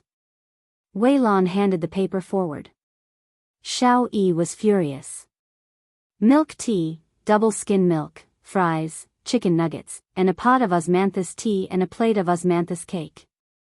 They're all gone. Wei Lan nodded and wrote again on the paper. Seeing this, Shao rolled her eyes. I told you for nothing. It's really boring. Her tone was really not good. Wei Lan pursed her lips, feeling a little dissatisfied. She was Nie Shuang's woman, and Shao was Madame De's woman. In the beginning, everyone was the same and got along well with each other. After all, the 2 bosses had repeatedly instructed them to get along harmoniously and not to fight among themselves. Therefore, the girls in the shop were quite friendly. After all, they were all carefully selected.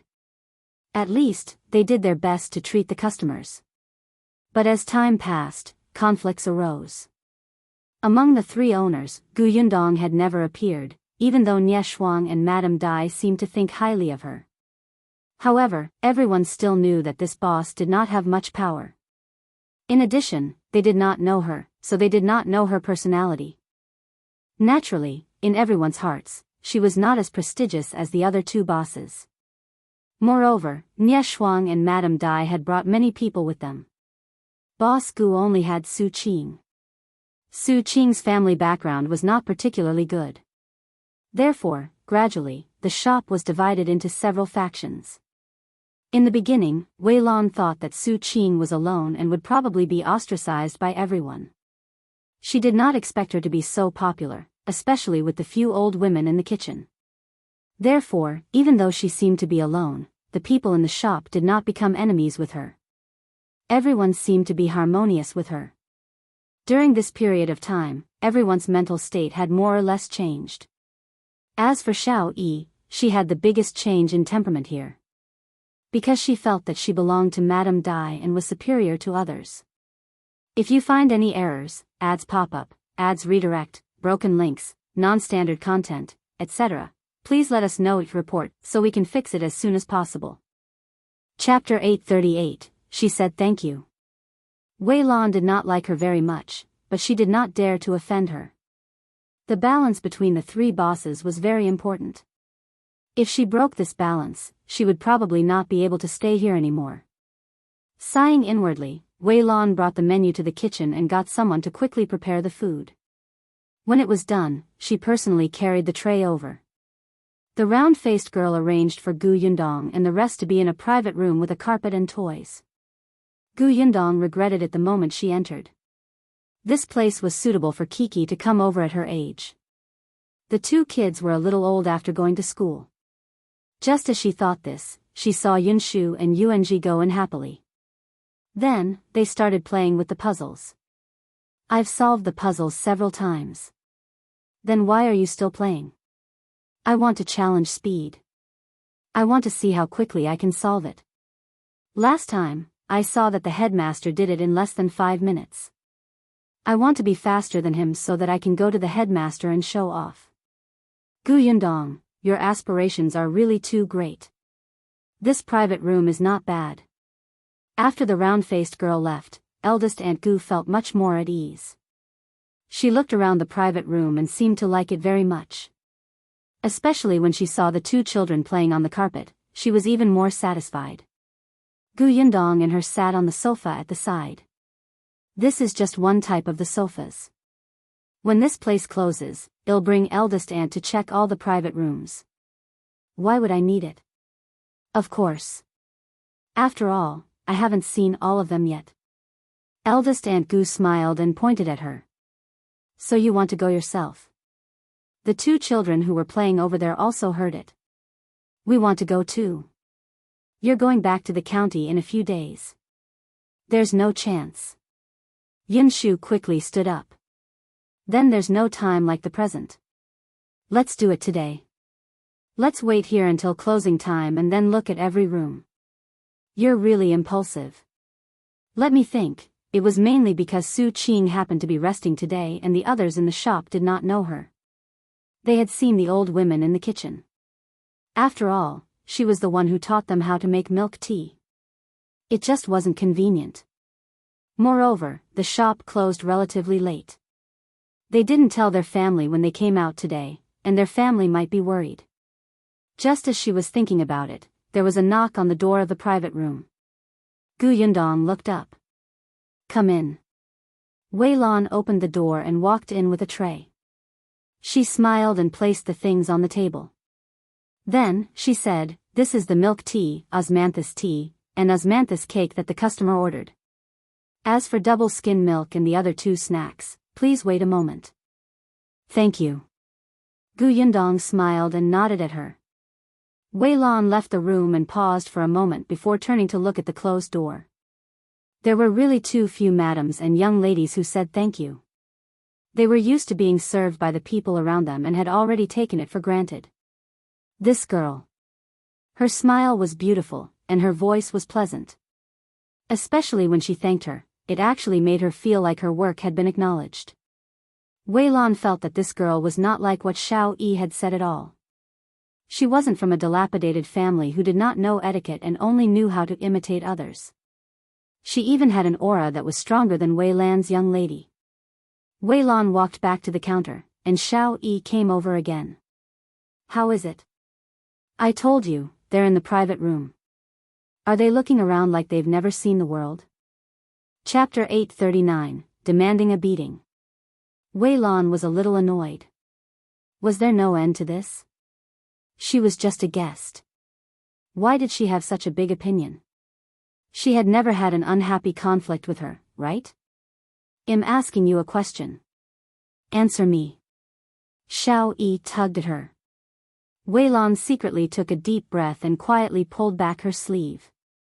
She said calmly, no, be it that girl or the others, they're all quite easy to get along with. They're very polite. I don't believe you. It must be because they're in the room. You couldn't tell. If you don't believe me, why are you asking me? Wei Lan was not willing to continue chatting with her. She carried the tray and turned around. I'm going to get busy. There are guests outside again. Hurry up and entertain them. Shao Yi turned her head and saw a familiar young lady walking in. A smile suddenly appeared on her face and she hurriedly went up to her. Wei Lan shook her head and went to the kitchen to bring the other snacks from Gu Yundong's room. When she walked into the room, she saw her picking up the teapot and pouring tea for Gu Dafeng. Wei Lan took another look. She was indeed not as elegant, slow, and dignified as the young ladies of other rich families. She looked very casual. Miss, here are your tea and snacks. Please enjoy. Gu Yundong thanked her again. When she was arranging them, he asked casually, what's your name? Miss, my name is Wei Lan. Wei Lan. Gu Yundong murmured softly and continued to ask, how does it feel to be a shop assistant here? Yesterday, she came over to check on the guests' reactions. Today, she wanted to understand the thoughts of the staff working here. Wei Lan stopped what she was doing and looked up with a smile. Of course it's good. Our new tea pavilion is the only shop in the entire Shuanhe prefecture that only sells milk tea to female customers. I'm very happy to be able to work here. Others are envious of me for becoming a female employee of new tea pavilion. Is that so? Gu Yundong smiled and did not ask further. She turned around and called out to the two people who were still working hard to solve the puzzles. Everything is here. Hurry up and wash your hands. Otherwise, it will get cold later. Gu Yunshu had just finished the last puzzle, but it had been a long time and he felt a little defeated. Bian Yuanzhi patted him on the shoulder. It's okay. Let's work harder. You have to think like this.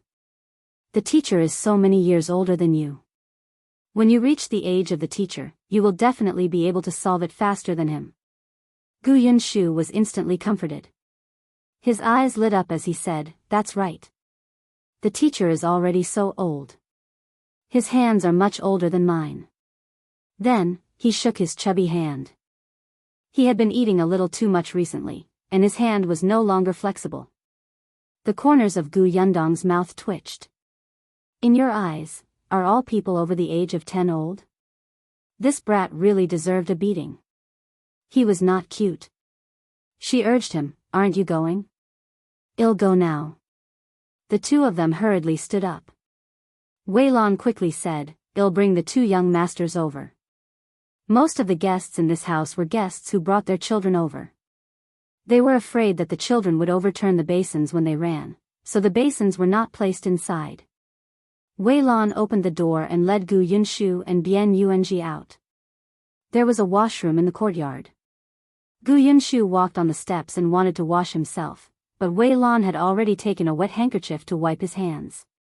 Gu Yunshu was still a little embarrassed, so he stood there obediently. When he was done wiping his hands, he said, Sister, when will new tea pavilion close?